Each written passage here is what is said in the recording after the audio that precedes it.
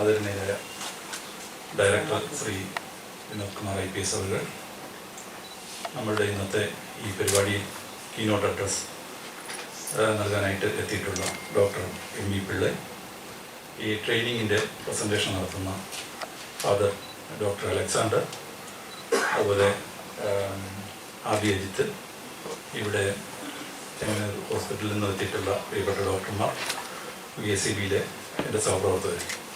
തികച്ചും വ്യത്യസ്തമായിട്ടുള്ളൊരു പരിപാടിയാണ് vigilance and anti corruption ബ്യൂറോയിൽ ഇന്ന് നടക്കുന്നത്. ഇവിടെ നമ്മളുടെ പ്രവർത്തനം എന്താണ് എന്നുള്ളത് നമുക്കറിയാം. നമ്മൾ ആൻറ്റി കറപ്ഷൻ വർക്കുകൾ ചെയ്തുകൊണ്ടിരിക്കുന്നു, ഇവിടെ നിന്ന് പണികൾ ചെയ്തു. അതിൽ നിന്നും വ്യത്യസ്തമായിട്ട് ഇന്ന് ഒരു ട്രെയിനിങ് ഇവിടെ ഓർഗനൈസ് ചെയ്തിരിക്കുകയാണ്. ആ ട്രെയിനിങ് ഓർഗനൈസ് ചെയ്യുന്നതിന് ചുക്കാൻ പിടിച്ചത് നമ്മളുടെ RD അജിത്ത് തന്നെയാണ്. അദ്ദേഹത്തിൻ്റെ ഒരു ഇനിഷ്യേറ്റീവ്, അദ്ദേഹത്തിൻ്റെ ഇവരുമായിട്ടുള്ളൊരു കണക്ഷൻ വെച്ചിട്ടാണ്. അപ്പോൾ ഈ ATPP എന്നുള്ളൊരു പ്രോഗ്രാം ഇവിടെ നിങ്ങൾ കാണുന്നുണ്ടോ? അപ്പോൾ എന്താണ് ATPP എന്നുള്ളത് ജസ്റ്റ് ഞാനൊന്ന് പറയാം.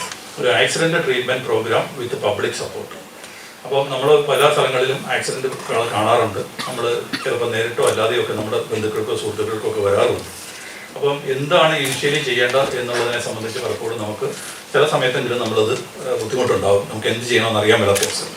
അപ്പോൾ ആ ഒരു സിറ്റുവേഷൻ മാനേജ് ചെയ്യുന്നതിന് വേണ്ടിയിട്ട് വളരെ ഒരു നോവൽ ഐഡിയ, അത് നേരത്തെ ഉള്ളതാണെങ്കിൽ പോലും വളരെ പ്രാമുഖ്യത്തോടു കൂടിയാണ് ഈ doctor KM Cherian institute of medical science Chengannur മുമ്പോട്ട് വന്നിരിക്കുന്നത്. അപ്പോൾ ഒരു പബ്ലിക്കിൻ്റെ ഒരു പാർട്ണർഷിപ്പോട് കൂടി, നമുക്കറിയാം ഏത് കാര്യത്തിനും പൊതുജനങ്ങളുടെ ഒരു സഹായം ആണ് ഇതിനകത്ത് വരുന്നത്. അപ്പോൾ പൊതുജനങ്ങളുടെ ഒരു സഹായത്തോടു കൂടി അവരുടെ ഒരു സോഷ്യൽ റെസ്പോൺസിബിലിറ്റി പ്രോഗ്രാമായിട്ടാണ് ഇത് വരുന്നുകൊണ്ടിരിക്കുന്നത്. അപ്പോൾ അതിൻ്റെ ട്രെയിനിങ് ആസ്പെക്റ്റിലായിട്ട് വന്നിട്ടുണ്ട്. അപ്പോൾ അതിനെപ്പറ്റി നമ്മുടെ വിശദമായിട്ട് ഈ ക്ലാസ്സും അതുപോലെ തന്നെ നടക്കുകയും ചെയ്യും.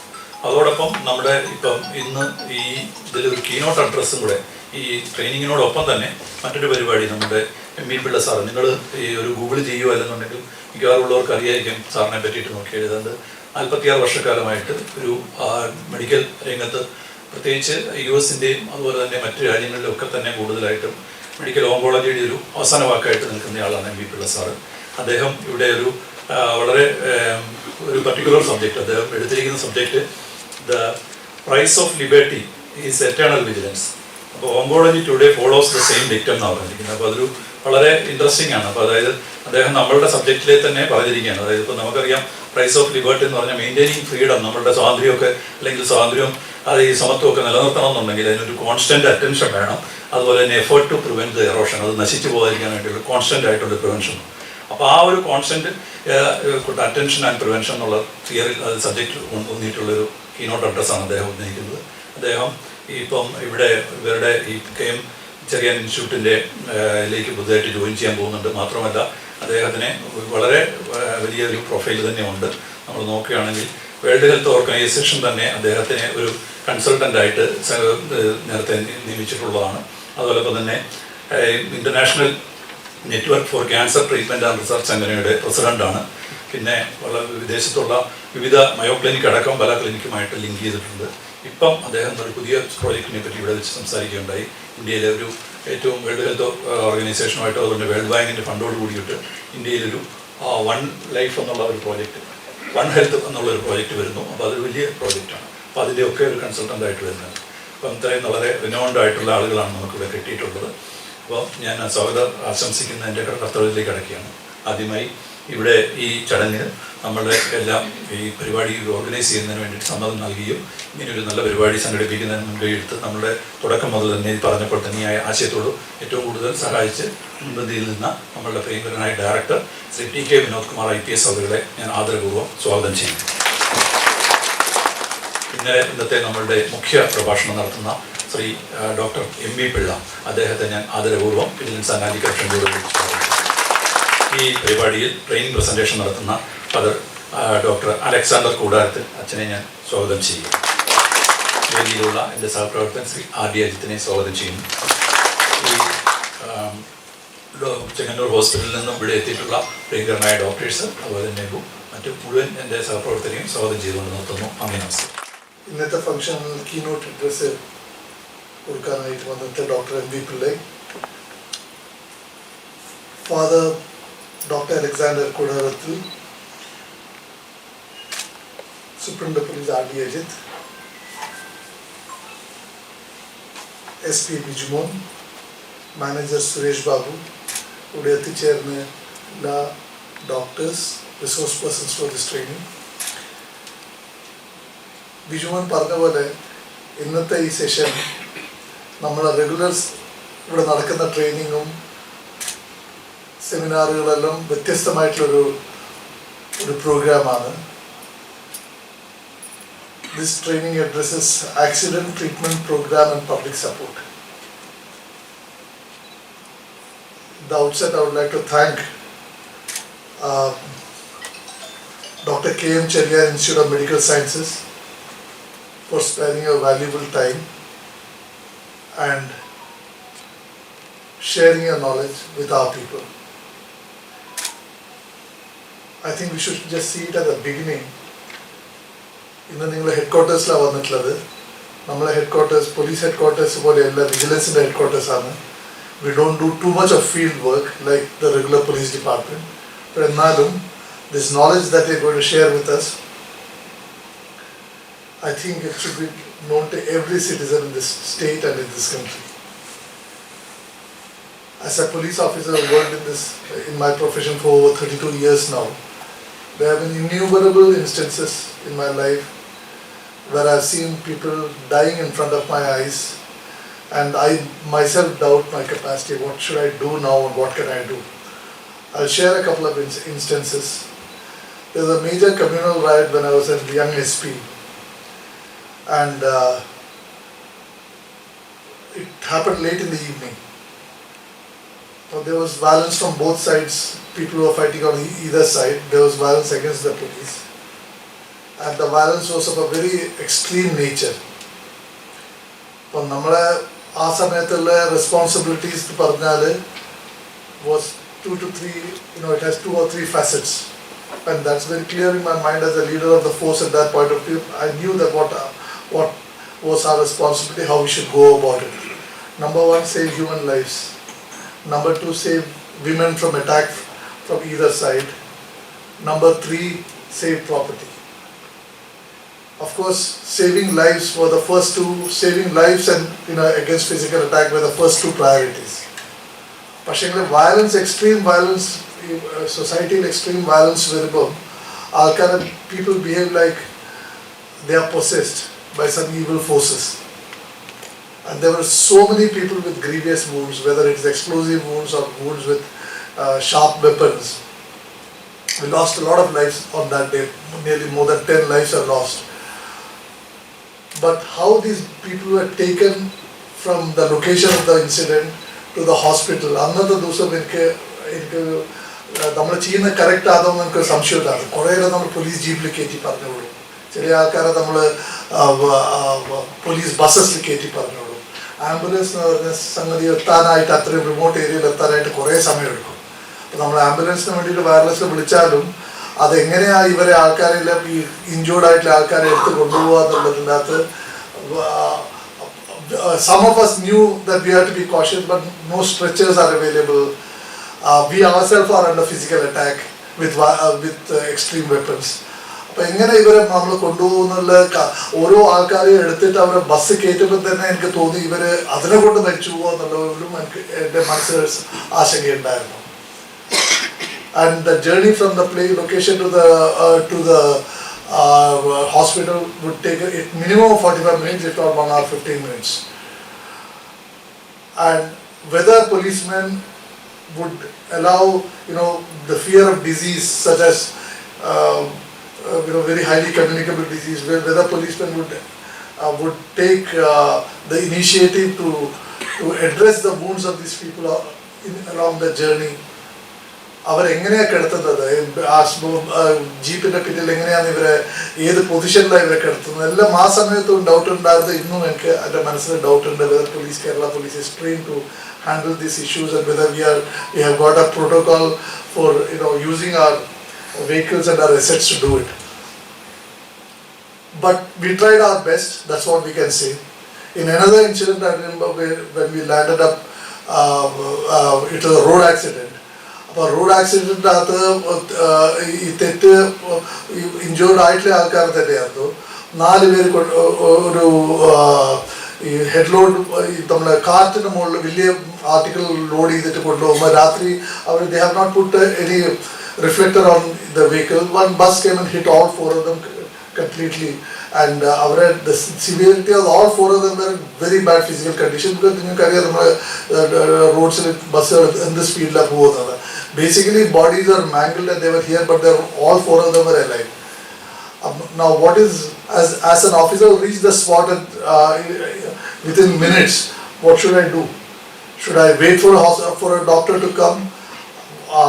Does my vehicle have first aid equipment? If they had first aid equipment, what treatment can a police officer or his the people along with him do at that point of time? Definitely local police station ബന്ധപ്പെട്ടു. അവിടുന്ന് വണ്ടികൾ വന്നു. Maximum speed നമ്മൾ ഇവരെ എടുത്ത് കൊണ്ടുപോയി. I know that 2 of them died by the time they reached Trivandrum Medical College. These are all golden moments that looking back I feel that possibly we should have done something more, not at the spot. We should have done something more much before that. It would require training, it would require putting up of infrastructure across the state. വിദേശ രാജ്യങ്ങളിൽ കണ്ടാൽ അവരെ emergency number, whether it is 911 or 100 or whatever number that concerned countries have, when they call fire force and hospital ambulances, police ambulances reach the spot at record speed. There are protocols already set up on how the road traffic should behave when these emergency vehicles rush to a spot. അവർക്ക് അറിയാം എങ്ങനെ അതിനകത്ത് എല്ലാവിധ emergencies വേണ്ടിയിട്ട്, whether it's all medical emergencies, whether it's a fire injury or a cardiac arrest or a attempted suicide, they are equipped to do it. They are well trained. Even for biological and such sort of attacks, these people are ready to respond as first responders, as was seen in the attack in New York in I think in 2001. So they are very well equipped and they spend a lot of money on it. അവരെ ഓരോ ട്രിപ്പിലും അവർ ഓരോ emergency കോളിലും അവരുടെ cost നോക്കിയാൽ നമ്മളൊരു മാസത്തെ അങ്ങനത്തെ സർക്കാർ ഒരു ജില്ലക്ക് കൊടുക്കുന്ന ഒരു മാസത്തിൻ്റെ എക്സ്പെൻസസ് അവർ ഒരു 1-2 ട്രിപ്പിൽ ചെലവാക്കുന്നുണ്ടാവും. They are rich countries. We have to devise our own models because we don't have that sort of budgetary support from the state government. We don't have such budgetary support from the central government, but we have to make a beginning. And I think these efforts by your institution here, more than us, you should be extending your services to the police.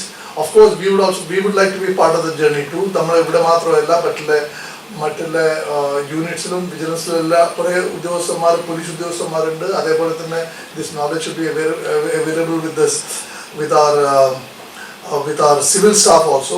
For that matter, every citizen should know about how to respond to an emergency, whether at home or in the public space. So I would like to thank Dr. K.M. Cherian. I would also like to thank our key person who's Dr. M.V. Pillai. He's giving the keynote address. He's a person with extensive experience and reputation in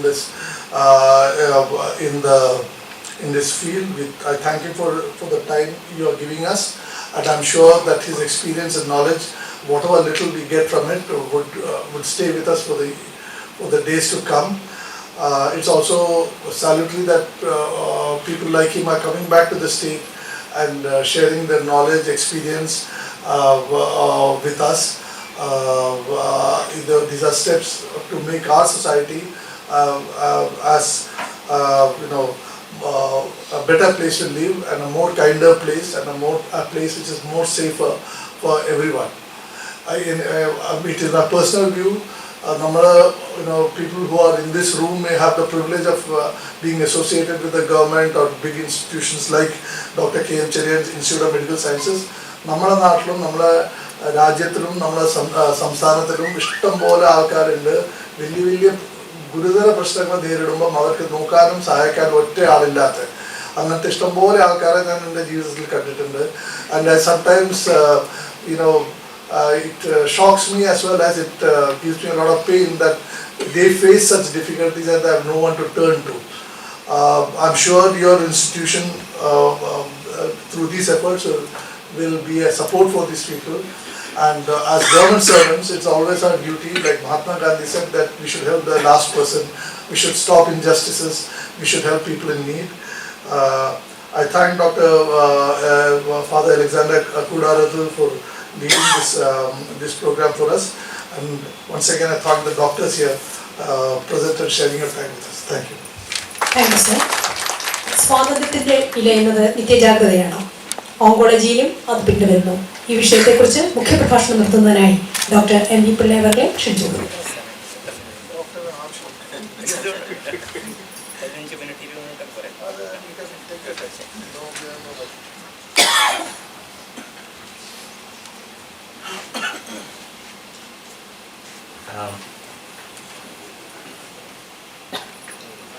Shri T K Vinod Kumar IPS, director of VSCD, സ്വാഗത പ്രസംഗം നടത്തിയ Shri ES Bijumon, ട്രെയിനിങ്ങിൻ്റെ presentation നടത്താൻ പോകുന്ന father doctor Alexander Koodarath, Shri RD Ajith, superintendent of police, and vote of thanks പറയാൻ തയ്യാറെടുക്കുന്ന ശ്രീ സുരേഷ് ബാബു. ഒരു ക്ഷമാപണത്തോടു കൂടിയാണ് ഞാൻ നിങ്ങളുടെ മുമ്പിൽ നിൽക്കുന്നത്. ഫാദർ കൂടാരത്തിനോട് എനിക്ക് വളരെ വ്യക്തിപരമായും മാനസികമായിട്ടും അടുപ്പമുള്ളൊരു വ്യക്തിത്വമാണ് അദ്ദേഹത്തിൻ്റെ. മുമ്പാണ് അദ്ദേഹം പറഞ്ഞത് ഇങ്ങനെയൊരു മീറ്റിംഗ് കൊണ്ട് വരണമെന്ന്.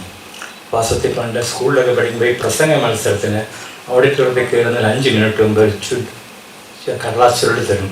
സ്വാതന്ത്ര്യ സമരം, പഞ്ചവത്സര പദ്ധതി, 5 മിനിറ്റ് ഉണ്ട് ആലോചിക്കാൻ, പിന്നെ എന്താ പറയുന്നതനുസരിച്ചാണ് നമുക്ക് പ്രൈസ് കിട്ടും. അപ്പോൾ അതാണ് ഓർത്തു പോയത്.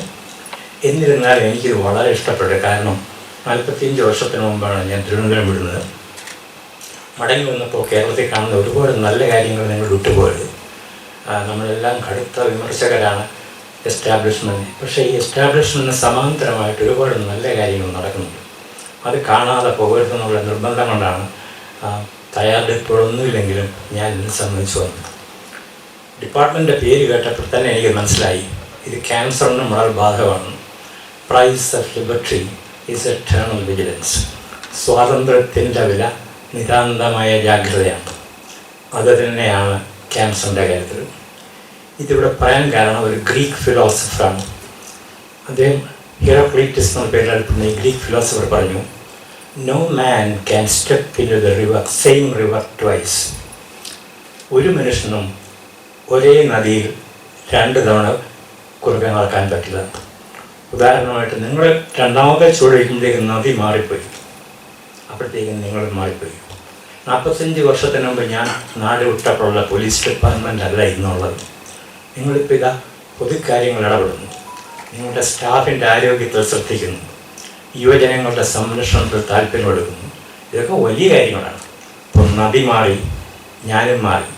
ഞാൻ മാറാൻ കാരണം അമേരിക്ക പോലെയുള്ള ഒരു വളരെ ശാസ്ത്രീയമായി കാര്യങ്ങൾ വിശകലനം ചെയ്യുകയും നടപ്പാക്കുകയും ചെയ്യുന്ന ഒരു രാജ്യത്ത് 45 വർഷം പ്രവർത്തിച്ചപ്പോഴാണ് ഒരു കാര്യം എനിക്ക് ബോധ്യമായത്. നമ്മൾ ആരെക്കാട്ടിലും പിന്നിലല്ല. നമുക്ക് എന്തുകൊണ്ടോ ടീം വർക്ക് നടക്കുന്നില്ല. വ്യക്തികളെ ഒറ്റയ്ക്കൊറ്റയ്ക്ക് എടുത്താൽ ഇവിടെ ഇരിക്കുന്ന ഓരോ വ്യക്തിയും ഓരോ അമേരിക്കക്കാരനെക്കാട്ടിലും ഒരു നോച്ച് മുകളിലാണ്. ഇത് അനുഭവത്തിൽ നിന്ന് പറയുന്നതാണ്. പക്ഷെ നമുക്ക് ക്ലിക്ക് ചെയ്യാൻ പറ്റുന്നില്ല. ഇതെന്തുകൊണ്ടാണെന്ന് അറിഞ്ഞുകൂടാ. എൻ്റെ ഒരു നിരീക്ഷണം, അമിതമായ ഈ വിമർശന ആഭിമുഖ്യം, ആരെന്ത് ചെയ്താലും അവരെ വിമർശിച്ച് താഴെ ഇറക്കുന്ന പരിപാടി നമ്മൾ ഉപേക്ഷിക്കാതെ കുറച്ച് റിസ്ക് എടുക്കാൻ പഠിപ്പിക്കണം യുവാക്കളെ. കുറച്ച് റിസ്ക് എടുക്കട്ടെ. ഒന്ന് പറ്റിപ്പോയാലും അവരുടെ നല്ല കാര്യത്തിന് വേണ്ടി ശ്രമിച്ചാണെങ്കിൽ അവരെ അഭിനന്ദിക്കണം. ഈ റിസ്ക് എടുക്കാനുള്ള അനുകൂലമായ സാഹചര്യങ്ങളുള്ള രാജ്യങ്ങളെല്ലാം മുന്നോട്ട് പോയിട്ടുണ്ട്. അപ്പം നമ്മളിങ്ങനെ നമ്മുടെ ആൾക്കാരെ തന്നെ വലിച്ചു താഴാതെ അവർക്കൊരു പാറ്റ് ഓൺ ദ ഷോൾഡർ കൊടുക്കണം. അതുകൊണ്ട് ഈ ആശയം ആര് കൊണ്ടുവന്നാലും ശരി, നിങ്ങൾക്ക് എൻ്റെ അഭിനന്ദനങ്ങൾ, എൻ്റെ അഭിവാദനങ്ങൾ. ഇത് കൂടുതൽ മേഖലകളിലേക്ക് വ്യാപിക്കട്ടെ എന്ന് ഞാൻ ആശംസിക്കുന്നു. Yes, price of liberty is eternal vigilance.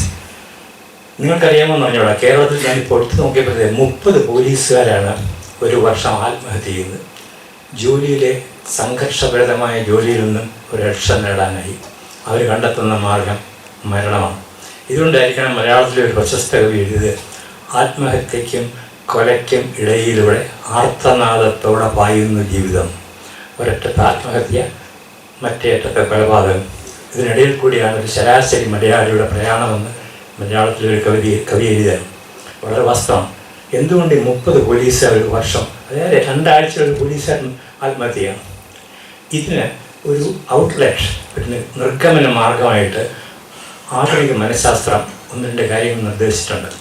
ഏറ്റവും സംഘർഷഭരിതമായ ജീവിതത്തിൽ ജോലിയിൽ ഏർപ്പെടുന്നവർക്ക് ഒരു ഔട്ട്ലെറ്റ് വേണം. ഈ ഔട്ട്ലെറ്റ് 4-5 തരത്തിലുണ്ട്. ഇത് അമേരിക്കയിലെ പ്രശസ്ത ക്യാൻസർ ഇൻസ്റ്റിറ്റ്യൂട്ടായ മെമ്മോറിയൽ സ്ലോൻ കെറ്ററിംഗ് നടത്തിയ ഒരു പഠനമാണ്. ഒന്ന് പുകവലി. നമുക്കറിയാം, പല പോലീസുകാരും എമർജൻസി റൂമിൽ വർക്ക് ചെയ്യുന്ന ഡോക്ടർമാരും നഴ്സുമാരൊക്കെയാണ് വലിച്ചു തള്ളുന്നത്. ഈ സംഘർഷം കൂടുമ്പോഴത്തേക്ക്, ആത്മസംഘർഷവും ജീവിത സംഘർഷവും കൂടുമ്പോൾ അവർ പുകവലിയിൽ അഭയം തേടുന്നു. അത് ക്യാൻസറിന് കാരണമാണെന്ന് ഞാൻ പറയാതെ നിങ്ങൾക്കറിയാം. 2, മദ്യപാനം. ഈ ബെവറേജസ് കോർപ്പറേഷനിൽ കൂടെ ആണെങ്കിലും അല്ലെങ്കിലും മദ്യം കിട്ടുന്നതിൽ ഏറ്റവും കൂടുതൽ ഉപയോഗിക്കുന്നത് സംഘർഷം നിറഞ്ഞ ജീവിതം നേടുന്നതാണ്. 3, പരസ്ത്രീഗമനം. നമുക്കൊക്കെ അറിയാം, ഈ ഏറ്റവും കൂടുതൽ സംഘർഷം നിറഞ്ഞ ജോലിയിൽ ഏർപ്പെടുന്നവരെക്കുറിച്ചാണ് ഏറ്റവും കൂടുതൽ അപവാദങ്ങൾ കേൾക്കുന്നത്. 4, അമിതമായി ആഹാരം കഴിക്കൽ. ഇപ്പം നമുക്കറിയാം, ഇപ്പം ഒരുപാട് പേര് നമുക്കറിയാം, അവർക്ക് ഇഷ്ടപ്പെടാത്തൊരു ജോലി കയറി ഒരു കൊല്ലം കഴിയുമ്പോൾ എല്ലാവരും തടിച്ചു കൊടുക്കും. ആഹാരമാണ് അവരുടെ ട്രാങ്കുലേഷൻ. രാവിലെ ഉച്ചയ്ക്കുമായിട്ടും ആഹാരം കൊണ്ടാണ് അവർ മനസ്സിൻ്റെ സംഘർഷങ്ങളെ കുറയ്ക്കുന്നത്. 5, ഒരു പുതിയ മേഖലയിൽ പ്രവർത്തിച്ച് ആത്മനിർവൃതി നേടുക. ഇത് വളരെ വളരെ ശ്രദ്ധിക്കേണ്ട കാര്യമാണ്. പുതിയ മേഖല മറ്റുള്ളവരെ സേവിക്കാനുള്ളൊരു മേഖലയാണെങ്കിൽ നിങ്ങൾക്ക് അതിൽ നിന്നും കിട്ടുന്ന ആത്മനിർവൃതി അപാരമായിരിക്കും. ഇക്കാരണത്താലാണ് കവിത എഴുതുന്ന DGPമാരും പാട്ട് പാടുന്ന DGPമാരും ഒക്കെ നിങ്ങളുടെ ഇടയിലുള്ളത്. അവർ 5ാമത്തെ മാർഗമാണ് തിരഞ്ഞെടുത്തത്. അവർ കവിതയിലൂടെ ആത്മാവിഷ്കാരത്തിൽ കൂടി അവരുടെ സംഘർഷം കുറയ്ക്കുന്നു. പാട്ടുപാടി അവരുടെ ആത്മാവിഷ്കാരത്തിലൂടെ സംഘർഷം കുറയ്ക്കുന്നു. ചിത്രകലയിലൂടെ സംഘർഷം കുറയ്ക്കുന്നു. നിങ്ങൾ തിരഞ്ഞെടുക്കുന്ന ഈ മേഖല എങ്ങനെ ഒരു സഹജീവിയെ ഒരു അപകടത്തിൽ നിന്ന് രക്ഷിക്കാം എന്നുള്ള അത്യന്തം ശ്ലാഘനീയമായ ഒരു മേഖലയിലേക്കാണ് നിങ്ങൾ കടന്നിരിക്കുന്നത്. ഇത് നിങ്ങളുടെ സംഘർഷം കുറയ്ക്കും, നിങ്ങളുടെ ആയുസ് കൂട്ടും, നിങ്ങളുടെ ആരോഗ്യം കൂട്ടും. കാരണം നിങ്ങൾ പുതിയ കാഴ്ചപ്പാട് കൊടുക്കുകയാണ്. വിജിലൻസിലെയോ പോലീസിലെയോ ഓഫീസർമാർ ജനമർദ്ദകരല്ല, നിങ്ങളുടെ ജീവൻ രക്ഷിക്കാനുള്ള ഒരു വലിയ സംഘത്തിലെ മുൻനിര പടയാളികളാണ്. പോലീസിൻ്റെ ഇമേജ് കൂട്ടുന്ന കൂടാതെ നിങ്ങളുടെ ആരോഗ്യം കൂട്ടും. അതുകൊണ്ട് ഈ കാര്യം ഓർക്കുക. ഈ 5 ഔട്ട്ലെറ്റിൽ നിങ്ങൾ തിരഞ്ഞെടുത്തിരിക്കുന്ന പരസഹായം, പരോപകാരം, ദീനാനുകമ്പ, ആരോഗ്യ സംരക്ഷണം, രോഗസംരക്ഷണം, അതിൽ നിങ്ങൾ കൂടുതൽ പങ്കെടുക്കും തോറും നിങ്ങളുടെ സംഘർഷം കുറയും, നിങ്ങളുടെ ആയുസ് കൂടും. നമുക്ക് ഈ 30 പോലീസുകാർ ആത്മഹത്യ സംസ്ഥാനത്തിൽ 0 ആണെങ്കിൽ നമ്മൾ മാറ്റിയെടുക്കാൻ പറ്റും. ഇനി ഏറ്റവും വലിയ തമാശ, ഈ മെഡിസിനും ഈ ശക്തി പ്രകടനവുമായിട്ട് ഒരുപാട് ബന്ധമാണ്.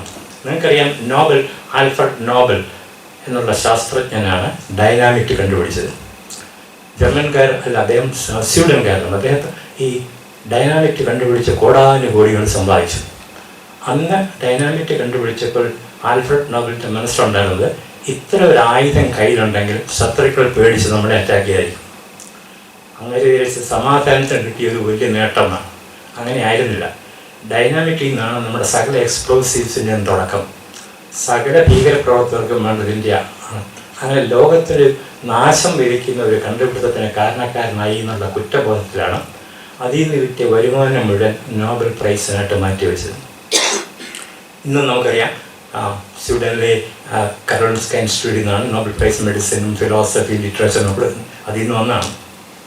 അതേപോലെയാണ് 2ാം ലോക മഹായുദ്ധത്തിന് ശത്രുക്കളെ നിഗ്രഹിക്കാനായിട്ട് ഉണ്ടാക്കിയതാണ് നൈട്രജൻ മസ്റ്റാർഡ് എന്ന ഒരു മരുന്ന്. ഈ നൈട്രജൻ മസ്റ്റാർഡ് കൊണ്ട് പ്രയോഗിച്ചു കഴിഞ്ഞാൽ ശത്രുക്കളെല്ലാം മരിച്ചു വീഴാണ്. മരിച്ചു വീണവരുടെ ഓട്ടോപ്സി എടുത്ത് നോക്കിയപ്പോൾ അവരുടെ എല്ലാം ലിംഫ് നോഡ്സ് വറ്റിപ്പോയിരിക്കും. അപ്പോൾ ഒരു ഡോക്ടർക്ക് തോന്നി, അങ്ങനെയാണെങ്കിൽ നമുക്ക് ഈ ലിംഫ് നോഡിനെ വളർത്തുന്ന ക്യാൻസറുകളുണ്ട്, ലിംഫോമ, ലുക്കീമിയ, അത് ഈ നൈട്രജൻ മസ്റ്റാർഡ് ഉപയോഗിക്കാമല്ലോ. അങ്ങനെയാണിപ്പം മസ്റ്റാർഡ് എന്നുള്ള ഒരു മരുന്നുണ്ട്. ആ മരുന്ന് ഉപയോഗിച്ചുകൊണ്ട് നമ്മൾ ഹോട്ട് സ്കിൻസും ലുക്കീമിയ, ലിംഫോമൊക്കെ ട്രീറ്റ് ചെയ്യുന്നു. അതും വന്ന വഴി അത്ര വിശുദ്ധമല്ല. അതിനെ ഉപദ്രവിക്കാനും നശിപ്പിക്കാനും കണ്ടുപിടിച്ച ഒരു കെമിക്കൽ കൂടി നമുക്കൊരു വലിയ മരുന്ന് കിട്ടി. ആധുനിക കാലത്തേക്ക് വന്നു കഴിഞ്ഞാൽ അൾട്രാസൗണ്ട് നിങ്ങളെല്ലാം കേട്ടുകയാണ്. അൾട്രാസൗണ്ട് വന്നത് എങ്ങനെയാണെന്നറിയാം, നമ്മുടെ സബ്മറൈനെ കണ്ടുപിടിക്കാനായിട്ട് മിലിറ്ററി കണ്ടുപിടിച്ചാണ്. കരയ്ക്കിരുന്നുകൊണ്ട് സൗണ്ട് വേവ്സ് അയച്ചിട്ട് കടലിലെവിടെയാണ് സബ്മറൈൻ കിടക്കുന്നത്. ആ അൾട്രാസൗണ്ടാണ് നമ്മൾ മാറ്റിമറിച്ച് ഇന്നൊരു കുഞ്ഞിനെ ഗർഭം ധരിക്കുന്ന അമ്മയുടെ ഓരോ സ്റ്റേജും നമുക്ക് കണ്ടുപിടിക്കാം. ലിംഗനിർണ്ണയം വരെ നടത്തും. ഒക്കെ ഇന്ത്യയിൽ നിരോധിച്ചുകൊണ്ടാണ്. അല്ലെങ്കിൽ ലിംഗനിർണ്ണയം വരെ ആൺകുഞ്ഞാണോ പെൺകുഞ്ഞാണോ എന്ന് വരെ പറയാൻ പറ്റും. അൾട്രാസൗണ്ട് ഇപ്പോൾ ഡയഗ്നോസിസിൽ നിന്ന് മാറി ട്രീറ്റ്മെൻറ്റിലേക്ക് മാറുകയാണ്. പ്രോസ്റ്റേറ്റ് ക്യാൻസറിൻ്റെ ചില വിഭാഗങ്ങൾക്ക് അൾട്രാസൗണ്ട് എടുത്ത് നമുക്ക് ഭേദപ്പെടുത്താം. നമുക്ക് യുദ്ധത്തിനെക്കുറിച്ച് ചിന്തിച്ച് നമ്മൾ കണ്ടുപിടിച്ച ഒരു ഉപകരണം ഇന്ന് മനുഷ്യന് ഉപകാരപ്രദമായിട്ട് മാറുന്നു. അടുത്ത നമുക്ക് ഡ്രോൺ ഉപയോഗിച്ചാണ് ഇസ്രയേൽ പല ശത്രുക്കളിൽ നിന്ന് ഗ്രഹിക്കുന്നത്. വേറെ ആരെയും ഉപയോഗിക്കുന്നില്ല. കൊളാറ്ററൽ ഡാമേജ് ഇല്ല. എവിടെയാണോ ശത്രു ഇരിക്കുന്നത് അവിടെ ഡ്രോൺ പോയി അവിടെ തന്നെ ഇറങ്ങി. അതാണ് ഒരു കാറിലേക്ക് കയറാൻ പോയ ഒരു ഇസ്രയേലിൻ്റെ ശത്രുവിനെ അവർ ഡ്രോൺ ഉപയോഗിച്ച് നശിപ്പിച്ചു. ഇത് തന്നെയാണ് ഇന്നത്തെ ടാർഗറ്റഡ് തെറാപ്പി. നിങ്ങൾ വായിച്ചതാണ് പ്രിസിഷൻ മെഡിസിൻ. പ്രിസിഷൻ മെഡിസിൻ ഉപയോഗിക്കുന്നത് ഇതേ തത്വം തന്നെയാണ്. മോണോക്ലോണൽ ആൻറ്റിബോഡി, ടാർഗറ്റഡ് ഡ്രഗ്സ് ഒക്കെ ക്യാൻസർ സെല്ലിനെ മാത്രം ഉപയോഗിക്കുക. തൊട്ടടുത്ത മൂലപാഠം വരുന്നത് പ്രോട്ടോൺ ബീം റേഡിയേഷൻ തെറാപ്പി. നമുക്കറിയാം റേഡിയേഷൻ കഴിച്ച് കഴിഞ്ഞാൽ ആ ഏരിയ മുഴുവൻ കരിഞ്ഞു പോകും. ഇതില്ല, പ്രോട്ടോൺ ബീം അവിടെ മാത്രമേ എത്തുള്ളൂ. അപ്പോൾ യുദ്ധത്തിനോ വിനാശത്തിനോ മനുഷ്യനാശത്തിനോ വേണ്ടി ആലോചിച്ചുറപ്പിച്ച പല കാര്യങ്ങളും ചികിത്സാ മേഖലയിലേക്ക് കടന്നു വരികയാണ്. നിങ്ങൾക്കറിയാം, അപ്പം നമ്മുടെ വീരപ്പനെ പിടിക്കാനായിട്ട് ഗ്രാമത്തിലേക്ക് അദ്ദേഹത്തിൻ്റെ കാട്ടിലേക്കുള്ള സകല വാട്ടർ സപ്ലൈകൾ നിർത്തി ആഹാരം കൊണ്ടുപോകുന്നവരെയും നമ്മൾ തടഞ്ഞു. ഇതാണ് vascular endothelial growth factor blocker എന്ന് പറയും. എല്ലാ ആശുപത്രിയിലുണ്ട് ബിവാസിസുമായൊരു മരുന്ന്. അത് ചെയ്യുന്ന മരുന്ന് കൊടുത്തു കഴിഞ്ഞാൽ ബ്ലഡ് വെസൽസ് അങ്ങനെ കരിഞ്ഞു പോകും. എവിടെ ക്യാൻസർ ഇരിക്കുന്നു അങ്ങോട്ട് പോഷകാംശങ്ങളുമായിട്ട് ഒഴുകിപ്പോകുന്ന രക്തത്തിനെ അവർ തടയുകയാണ്. അപ്പം ഞാൻ പറഞ്ഞുകൊണ്ടിരുന്നത് പല ശാസ്ത്ര നിരീക്ഷണങ്ങളും നമ്മളിപ്പോൾ മെഡിസിനിലേക്ക് കൊണ്ടുവരികയാണ്. ഇപ്പം ഇതും നമ്മുടെ മെഡിസിനുമായിട്ട് എന്താ ബന്ധമെന്ന് വെച്ചാൽ ക്യാൻസറിനെ വന്നു കഴിഞ്ഞാൽ നേരത്തെ കണ്ടുപിടിക്കുന്നതിലൂടെയാണ് നമുക്ക് ഏതെങ്കിലും ഭേദപ്പെടുത്താൻ. നമ്മുടെ ആശുപത്രികളിലെല്ലാം അഡ്വാൻസ് സ്റ്റേജാണ് വരുന്നത്. ഇപ്പോൾ ബ്രസ്റ്റ് ക്യാൻസർ ആയാലും കോളോൺ ക്യാൻസർ ആയാലും ഓറൽ ക്യാൻസർ ആയാലും സർവൈക്കൽ ക്യാൻസർ ആയാലും നമുക്ക് നേരത്തെ കണ്ടുപിടിച്ചാൽ ഭേദപ്പെടുത്താവുന്ന വരും. ഉദാഹരണമായിട്ട് നമ്മുടെ അടുപ്പിൽ തീ ആളിക്കത്തിയാൽ ഇപ്പോഴത്തെ രീതി അനുസരിച്ച് നമ്മൾ അടുക്കളയിൽ നിന്ന് ലിവിങ് റൂമിലേക്കും വരാന്തിയിലേക്കും തീ പടർന്നു കഴിയുമ്പോൾ ഫയർ എഞ്ചിനെ വിളിക്കുന്ന പരിപാടിയാണ് നമ്മൾ ചെയ്യുന്നത്. അതല്ല വേണ്ടത്. ആ സമയത്ത് ചികിത്സിച്ച് ഭേദപ്പെടുത്താൻ കഴിയണം. ഇത് വളരെ വളരെ പ്രസക്തമാണ്. കാരണം നിങ്ങളുടെ ട്രോമ കെയറിൽ കൂടി നിങ്ങൾ ചെയ്യാൻ പോകുന്ന യുവാക്കളുടെ സംരക്ഷണമാണ്. കാരണം മിക്കവാറും ഈ അപകടങ്ങളിൽ പെടുന്ന നല്ലൊരു ശതമാനം ചെറുപ്പക്കാരായി. ക്യാൻസർ നേരെ തിരിച്ചാണ്. നമുക്ക് പ്രായമാകും തോറും ക്യാൻസർ വരാനുള്ള ചാൻസ് കൂടുന്നു. എന്തുകൊണ്ട്? കാരണം രണ്ട് കാര്യങ്ങളാണ് ഈ ഒരാൾക്ക് ക്യാൻസർ പിടിപെടുന്നത്. ജനിതകമായ ഊഞ്ഞാലിൻ്റെ 2 വള്ളിയിൽ ഒരു വള്ളിയിൽ വിള്ളൽ വീണ് കഴിഞ്ഞാൽ അതാണ് സസെപ്റ്റബിലിറ്റി എന്ന് പറയുന്നത്. ജന്മനാ നമുക്ക് ക്യാൻസർ വരാൻ ഒരു സാധ്യത ഊഞ്ഞാലിലെ ഒരു വള്ളിയിൽ കിടക്കുന്നു. രണ്ടാമത് പരിസ്ഥിതി എന്ന് പറഞ്ഞാൽ വരുന്നു. അത് ഡീസൽ എഞ്ചിനാകാം, പുകവലിയാകാം, ഫെർട്ടിലൈസറാകാം, പെസ്റ്റിസൈഡ് ആകാം, കാസർഗോട്ടെ എൻഡോസൾഫാനാകാം, അല്ലെങ്കിൽ നീണ്ടകരയിൽ റേഡിയേഷൻ ആകാം, മണ്ണിൽ നിന്നുള്ളത്. അത് രണ്ടാമത്തെ. രണ്ടും കൂടെ വരുമ്പോഴാണ് ഊഞ്ഞാലിപ്പെട്ട് താഴെ വീഴുന്നത്. ഇതുകൊണ്ടാണ് ചില ഭാഗ്യവാന്മാരുണ്ട് ജീവിതകാലം മുഴുവൻ പുകവലിച്ചു നടന്നു. അവർക്ക് ഒരിക്കലും ക്യാൻസർ വരുന്നില്ല. കാരണം അവർക്ക് ആദ്യത്തെ ഡിഫക്റ്റ് വന്നിട്ടില്ല. അച്ഛൻ്റെയും അമ്മയുടെയും കിട്ടിയ ജീനിൻ്റെ ശക്തി കൊണ്ടാണ്. നല്ല ജനിതക രൂപരേഖയുമായിട്ട് ജനിതവർക്ക് ഒരു പക്ഷേ സിഗരറ്റ് വലിച്ചാലും ആൽക്കഹോൾ കഴിച്ചാലും ഡീസൽ എഞ്ചിൻ്റെ പോയി വർക്ക് ചെയ്യാനും ആസ്ബസ്റ്റോസിൻ്റെ അടുത്ത് പോയി വർക്ക് ചെയ്യാനും കുഴപ്പമില്ല. ഇത് കഴിഞ്ഞിരിക്കണം. അപ്പം നമുക്ക് കണ്ടുപിടിക്കാനൊരു മാർഗ്ഗമില്ല. എൻ്റെ ശരീരത്തിൽ എൻ്റെ അച്ഛൻ്റെയും അമ്മയുടെയും നല്ലൊരു ജീവൻ എനിക്കുണ്ടോ ഇല്ല എന്നറിയാവുന്നത്രത്തോളം കാലം ഒഴിവാക്കുകയാണ് നല്ലത്. ഒരു പക്ഷേ 10 കൊല്ലം കൂടി കഴിയുമ്പോൾ ഒരു ബ്ലഡ് ടെസ്റ്റിൽ കൂടെ പറയാൻ പറ്റും. ഒരു ബ്ലൂ പ്രിൻ്റ് എടുത്ത് ഇപ്പോഴാണ് ഇപ്പം നമ്മുടെ RCCയിലൊക്കെ വരുന്നുണ്ട് നെക്സ്റ്റ് ജനറേഷൻ സീക്വൻസിങ്. നമ്മുടെ ശരീരത്തിലെ ജനിതകരേഖകളുടെ ഒരു ബ്ലൂ പ്രിൻ്റ് എടുത്ത് ഈ കെട്ടിടത്തിൻ്റെ ബ്ലൂ പ്രിൻ്റ് പോലെ നോക്കിയിട്ട് പറയാം. ഇത് ശ്രദ്ധിച്ചില്ലെന്നുണ്ടെങ്കിൽ 28ാമത്തെ വയസ്സിൽ നിങ്ങൾക്ക് ഒരു പക്ഷേ കിഡ്നി ക്യാൻസർ വന്നേക്കും. 45ാമത്തെ വയസ്സിൽ നിങ്ങൾ ശ്രദ്ധിക്കണം, നിങ്ങളുടെ ശരീരപ്രകൃതി കണ്ടിട്ട് ലങ് ക്യാൻസർ വരാൻ ചാൻസ്. ഇതാണ് റിസ്ക് സ്ട്രാറ്റിഫൈ ചെയ്ത് നമ്മൾ മാറ്റാൻ പോകും. ഒരു 10 കൊല്ലം എടുക്കും. ഇതിന് ടെസ്റ്റൊക്കെ ഇവിടെ ഉണ്ട്, പക്ഷെ അത് വാലിഡേറ്റ് ചെയ്ത് വന്നിട്ടില്ല. അപ്പോൾ ഞാൻ പറഞ്ഞുകൊണ്ട് വരുന്നത് ഒരുപാട് ക്യാൻസറുടെ കാലകൂട്ടിയുള്ള നിർണ്ണയത്തിന് എന്ത് ചെയ്യാം എന്നുള്ള വലിയൊരു ചോദ്യം കേരളം ആലോചിച്ച് തുടങ്ങിയിട്ടുണ്ട്. ഇന്ന് രാവിലെ ഞാൻ വരാൻ അല്പം താമസിച്ചത് ഇതിൻ്റെ ഒരു സൂം മീറ്റിംഗ് ഉണ്ടായിരുന്നു. മേയോ ക്ലിനിക്കിൽ നിന്നുള്ള ഡോക്ടറും ടാറ്റ മെമ്മോറിയൽ ഹോസ്പിറ്റലിലെ ഡോക്ടറും കേരളത്തിലെ ഡോക്ടർമാരൊക്കെ ചേർന്ന ഒരു സൂം മീറ്റിംഗ് ഞങ്ങളിതിനെക്കുറിച്ച് ആലോചിക്കുകയായിരുന്നു. ഒരു ക്യാൻസർ റിസ്ക് അസസ്മെൻറ്റ് തിരുവനന്തപുരത്ത് നടത്താൻ പറ്റുമോ? അപ്പം 3 കോടി ജനങ്ങളുടെ ഒരു സ്ക്രീനിങ് നടക്കുക എന്നുള്ള സാമ്പത്തികമായിട്ട് നമുക്ക് പറ്റില്ല. പക്ഷേ സ്ക്രീനിങ്ങിൽ നമ്മൾ നോക്കാൻ പോകുന്നത് ഏതെങ്കിലും ഒരു കുടുംബത്തിൽ ഒരാൾക്ക് ബ്രസ്റ്റ് ക്യാൻസർ ഉണ്ടെങ്കിൽ അതിനെ ആ പേഷ്യൻസിനെ മാറ്റി ആ കുടുംബത്തെ മാറ്റി നിർത്തുക. അവരെ വേർതിരിച്ച് കൂടുതൽ കാലയള കൂടുതൽ കൂടെ എല്ലാ വർഷവും പരിശോധിക്കാനും അവിടെ എന്തെങ്കിലും ക്യാൻസറിൻ്റെ അംശങ്ങൾ പുറത്തേക്ക് വന്നു തുടങ്ങിയെന്ന് നോക്കാനാണ് ഇയർലി ഡിറ്റക്ഷൻ കൊണ്ട് നോക്കുന്നത്. ഇങ്ങനെയാണ് അമേരിക്കയിൽ കഴിഞ്ഞ 30 കൊല്ലം കൊണ്ട് ബ്രസ്റ്റ് ക്യാൻസറിൻ്റെ മരണനിരക്ക് 30% കുറഞ്ഞത്. അതേപോലെ തന്നെയാണ് ഇപ്പം കോളൺ ക്യാൻസറിൻ്റെ മരണനിരക്ക് കുറഞ്ഞു വരികയാണ്. കാരണം അവർ കൊളോണോസ്കോപ്പി ചെയ്യും. ഒരു 50 വയസ്സ് കഴിഞ്ഞവർക്കെല്ലാം കൊളോണോസ്കോപ്പി ചെയ്തിട്ട് എന്തെങ്കിലും ഗ്രോത്ത് ഉണ്ടോ എന്ന് നോക്കും. അപ്പോൾ എനിക്ക് തോന്നുന്നു നിങ്ങളുടെ ഈ VSCBയുടെയൊക്കെ പ്രോഗ്രാമിലാകുമ്പോൾ നിങ്ങൾ ഈ സംഘടനകളുമായിട്ട് ചേർന്നിട്ട് ആനുവൽ ചെക്കപ്പിൽ 2 കാര്യങ്ങൾ നോക്കും. ഇതിൽ ഏതെങ്കിലും അംഗത്തിൻ്റെ വീട്ടിൽ ക്യാൻസർ ഉണ്ടെങ്കിൽ ആ ആളിനെ ഒരു റിസ്ക് സ്ട്രാറ്റിഫിക്കേഷൻ ഗ്രൂപ്പിലോട്ട് മാറ്റുന്നു. അപ്പോൾ ഒരാളുടെ വീട്ടിൽ ഓറൽ ക്യാൻസർ ഉണ്ടായതുകൊണ്ട് ആ ആളിൻ്റെ ഓറൽ എക്സാമിനേഷൻ കൂടെ പരിശോധിക്കും. പിന്നെ ഒരു ലേഡി മെമ്പറുടെ വീട്ടിൽ സെർവൈക്കൽ ക്യാൻസർ, ഗർഭാശയ ഗളനാള ക്യാൻസർ ഉണ്ടെന്ന് കണ്ടു കഴിഞ്ഞാൽ അവർക്ക് പാപ്പിലോമ വാക്സിൻ എടുക്കാൻ. ആ വാക്സിൻ ഇന്ത്യയിൽ ഉണ്ടാക്കുന്നുണ്ട്, സിറം ഇൻസ്റ്റിറ്റ്യൂട്ടിൽ. ആ വാക്സിൻ എടുത്തു കഴിഞ്ഞാൽ ആ ക്യാൻസറിനെ തടയുകയാണ്. ഇവിടെ സർവ്വസാധാരണമായിട്ട് കണ്ടിരിക്കുന്ന 4 തരം ക്യാൻസറാണ്. ഒന്ന് ബ്രസ്റ്റ് ക്യാൻസറും സെർവൈക്കൽ ക്യാൻസറും ഓറൽ ക്യാൻസറും ലങ് ക്യാൻസറും കോളോൺ ക്യാൻസറും. ഇതിൽ ലങ് ക്യാൻസർ ഒഴിച്ച് ബാക്കി എല്ലാത്തിനും നമുക്ക് സ്ക്രീൻ ചെയ്യാം. ബ്രസ്റ്റ് ക്യാൻസർ നമുക്കറിയാം, 40 വയസ്സ് കഴിഞ്ഞ സ്ത്രീകൾക്ക് പ്രത്യേകിച്ചും കുടുംബത്തിൽ ബ്രസ്റ്റ് ക്യാൻസർ ഉണ്ടെങ്കിൽ മാമോഗ്രാം കൊണ്ട് കണ്ടുപിടിക്കും. മാമോഗ്രാം മെഷീനൊക്കെ പലരും സംഭാവന ചെയ്യുകയാണ്. പണ്ടത്തെ പോലെയല്ല. ഈ പ്രൈവറ്റ് സെക്ടറിൽ വളരെ പ്രശംസാർഹമായ സേവനം ചെയ്യുന്നുണ്ട്. ചില ഹോസ്പിറ്റലിലൊക്കെ ഒരു സസ്പിഷ്യസ് കേസിന് ഫ്രീ ആയിട്ട് ചെയ്ത് കൊടുക്കുന്നു. അപ്പോൾ ഇത് ഒരു ഗുഡ് വിൽ അവിടെ ഉണ്ട്. ആരെങ്കിലും ഒന്ന് തുടങ്ങി വെച്ചാൽ മതി. അതുകൊണ്ടാണ് നിങ്ങളുടെ ഈ പ്രസ്ഥാനത്തിന് അതിൻ്റേതായ ഒരു ഭംഗിയും ഒരു ഗാംഭീര്യവും ഒരു ചാരുതയും ഞാൻ കാണുന്നു. അതിനിയും തുടരട്ടെ.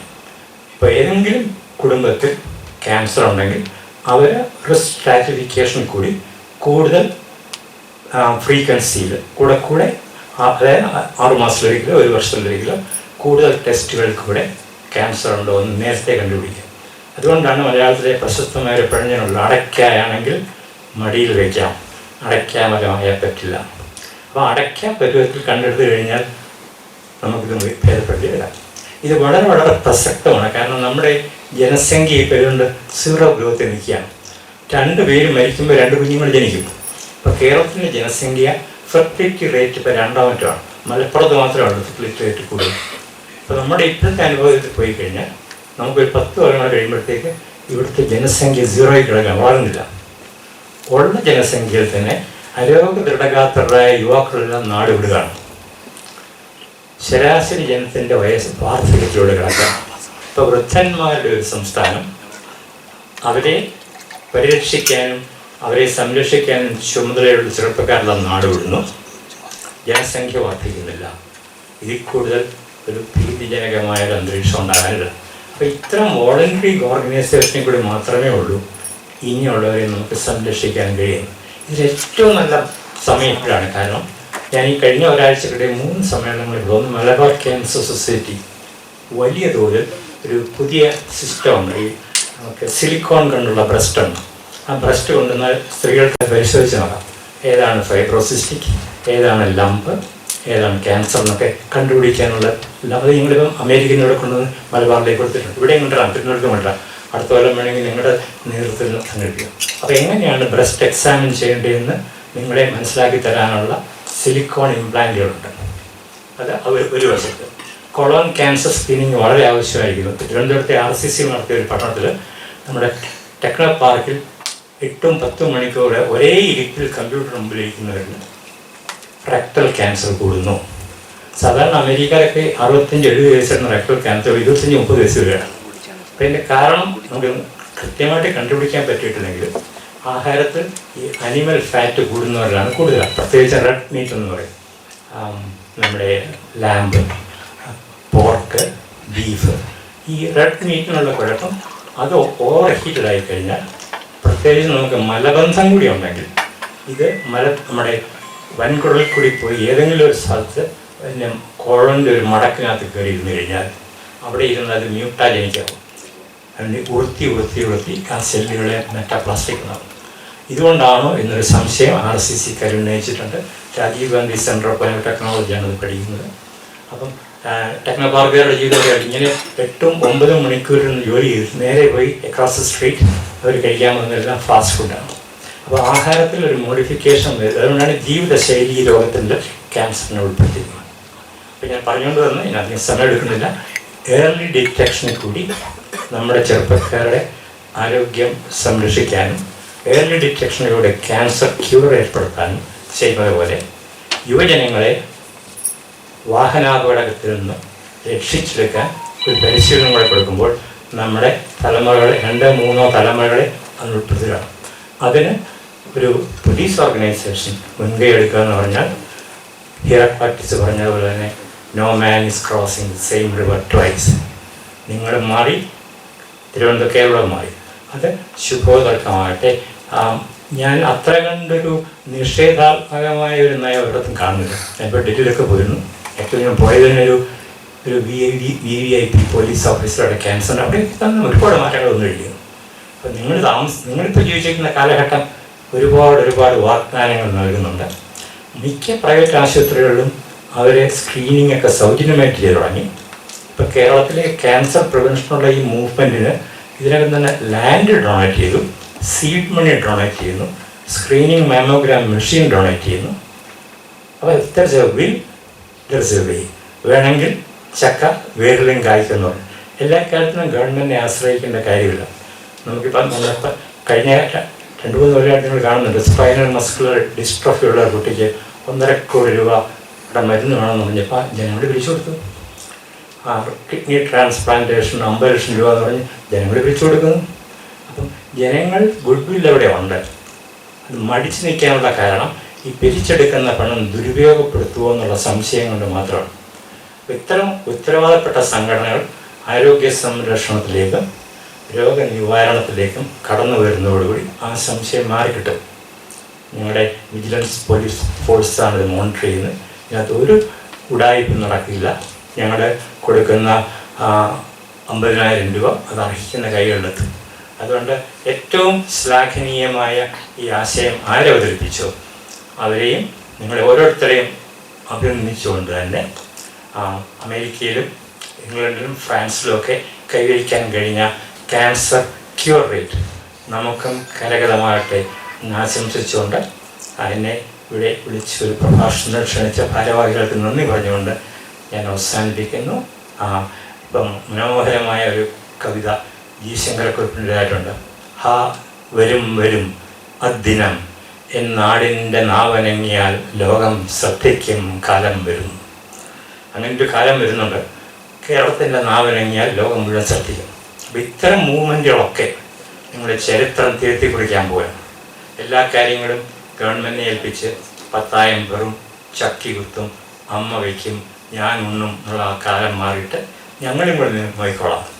അത്ര ഒരു വലിയ ശുഭോദർക്കമായ ആരംഭത്തിന് തുടക്കം കുറിക്കുന്ന ഈ സംവിധാനത്തിനും ഇതിന് പ്രേരിപ്പിച്ച എല്ലാ സന്മനസ്സുകൾക്കും അഭിനന്ദനം അറിയിച്ചുകൊണ്ട് എൻ്റെ വാക്കുകൾ ചുരുക്കുന്നു. നന്ദി, നമസ്കാരം. ഈ സെമിനാറിൻ്റെ മുഖ്യ അതിഥിയായിരിക്കുന്ന അല്ലെങ്കിൽ ഇതിൻ്റെ കാരണവരായിരിക്കുന്ന Kerala vigilance and anti corruption ബ്യൂറോയുടെ ഡയറക്ടർ ഏറ്റവും പ്രിയപ്പെട്ട ശ്രീ TK വിനോദ്കുമാർ IPS അവർ, എൻ്റെ പ്രിയപ്പെട്ട ഡോക്ടർ MV പിള്ളൈ, നമ്മുടെ ഈ സെമിനാറിൻ്റെ ചുമതലക്കാരനും സൂപ്രണ്ട് ഓഫ് പോലീസ് VSCBയുടെ ശ്രീ ES ബിജിമോൻ സാർ, അതുപോലെ തന്നെ ഞങ്ങളുടെ ഏറ്റവും പ്രിയപ്പെട്ട ശ്രീ RD അജിത് സാർ, അതുപോലെ തന്നെ മാനേജർ VSCB ശ്രീ സുരേഷ് ബാബു, നമ്മുടെ ഡോക്ടർ കേന്ദ്ര ഇൻസ്റ്റിറ്റ്യൂട്ട് ഓഫ് മെഡിക്കൽ സയൻസിൻ്റെ ബിസിനസ് പ്രൊമോഷൻ്റെ ഹെഡ് ശ്രീ നിബു, പ്രിയപ്പെട്ട ഡോക്ടേഴ്സ്, വിജിലൻസ് ഡിപ്പാർട്ട്മെൻറ്റിൻ്റെ പ്രിയപ്പെട്ട സഹോദരി സഹോദരങ്ങളെ, പ്രിയപ്പെട്ട നിബു ഇങ്ങനെ നമ്മുടെ ഈ പ്രസ്ഥാനത്തിൽ ATPP ഒരു സെമിനാർ നടത്തണമെന്ന് പറഞ്ഞപ്പോൾ വളരെ സന്തോഷത്തോടെയാണ് ഞാനത് അംഗീകാരം കൊടുത്തത്. കാരണം പ്രിയപ്പെട്ട അജിത് സാറിൻ്റെ പരിശ്രമ ഫലമായിട്ട് കേരളത്തിലെ 1000-ൽ പരം പോലീസ് ഓഫീസേഴ്സ് അതുപോലെ എക്സൈസ് സ്റ്റാഫിന് കഴിഞ്ഞ ഒരു വർഷമായിട്ട് ഇങ്ങനെയുള്ള സെമിനാറും ക്ലാസ്സും സംഘടിപ്പിക്കാൻ കഴിഞ്ഞു എന്നുള്ളത് വലിയ സന്തോഷം തന്നെയാണ്. ചെങ്ങന്നൂരുള്ള doctor KM Jayaram institute of medical science 2.5 വർഷത്തിന് മുമ്പാണ് സ്ഥാപിതമായത്.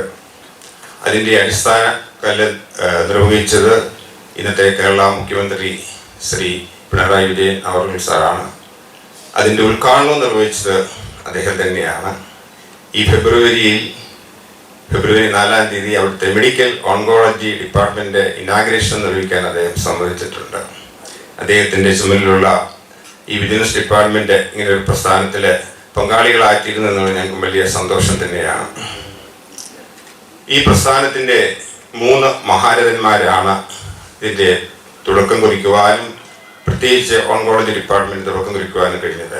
ഒന്ന് ശ്രീ PM സെബാസ്റ്റ്യൻ അവർ, അദ്ദേഹമാണ് ഇതിൻ്റെ ചെയർമാൻ. കേരളത്തിൻ്റെ ആദ്യമായിട്ട് ഒരു പ്രൈവറ്റ് ലിമിറ്റഡ് പ്രസ്ഥാനത്തിലൂടെ മെട്രോ സിറ്റിയിൽ ഒരു ഹോസ്പിറ്റൽ പ്രസ്ഥാനം തുടങ്ങി, അതായത് ലേക്ക് ഷോറിൻ്റെ ഫൗണ്ടറും അതിൻ്റെ വൈസ് ചെയർമാനുമാണ് അദ്ദേഹം.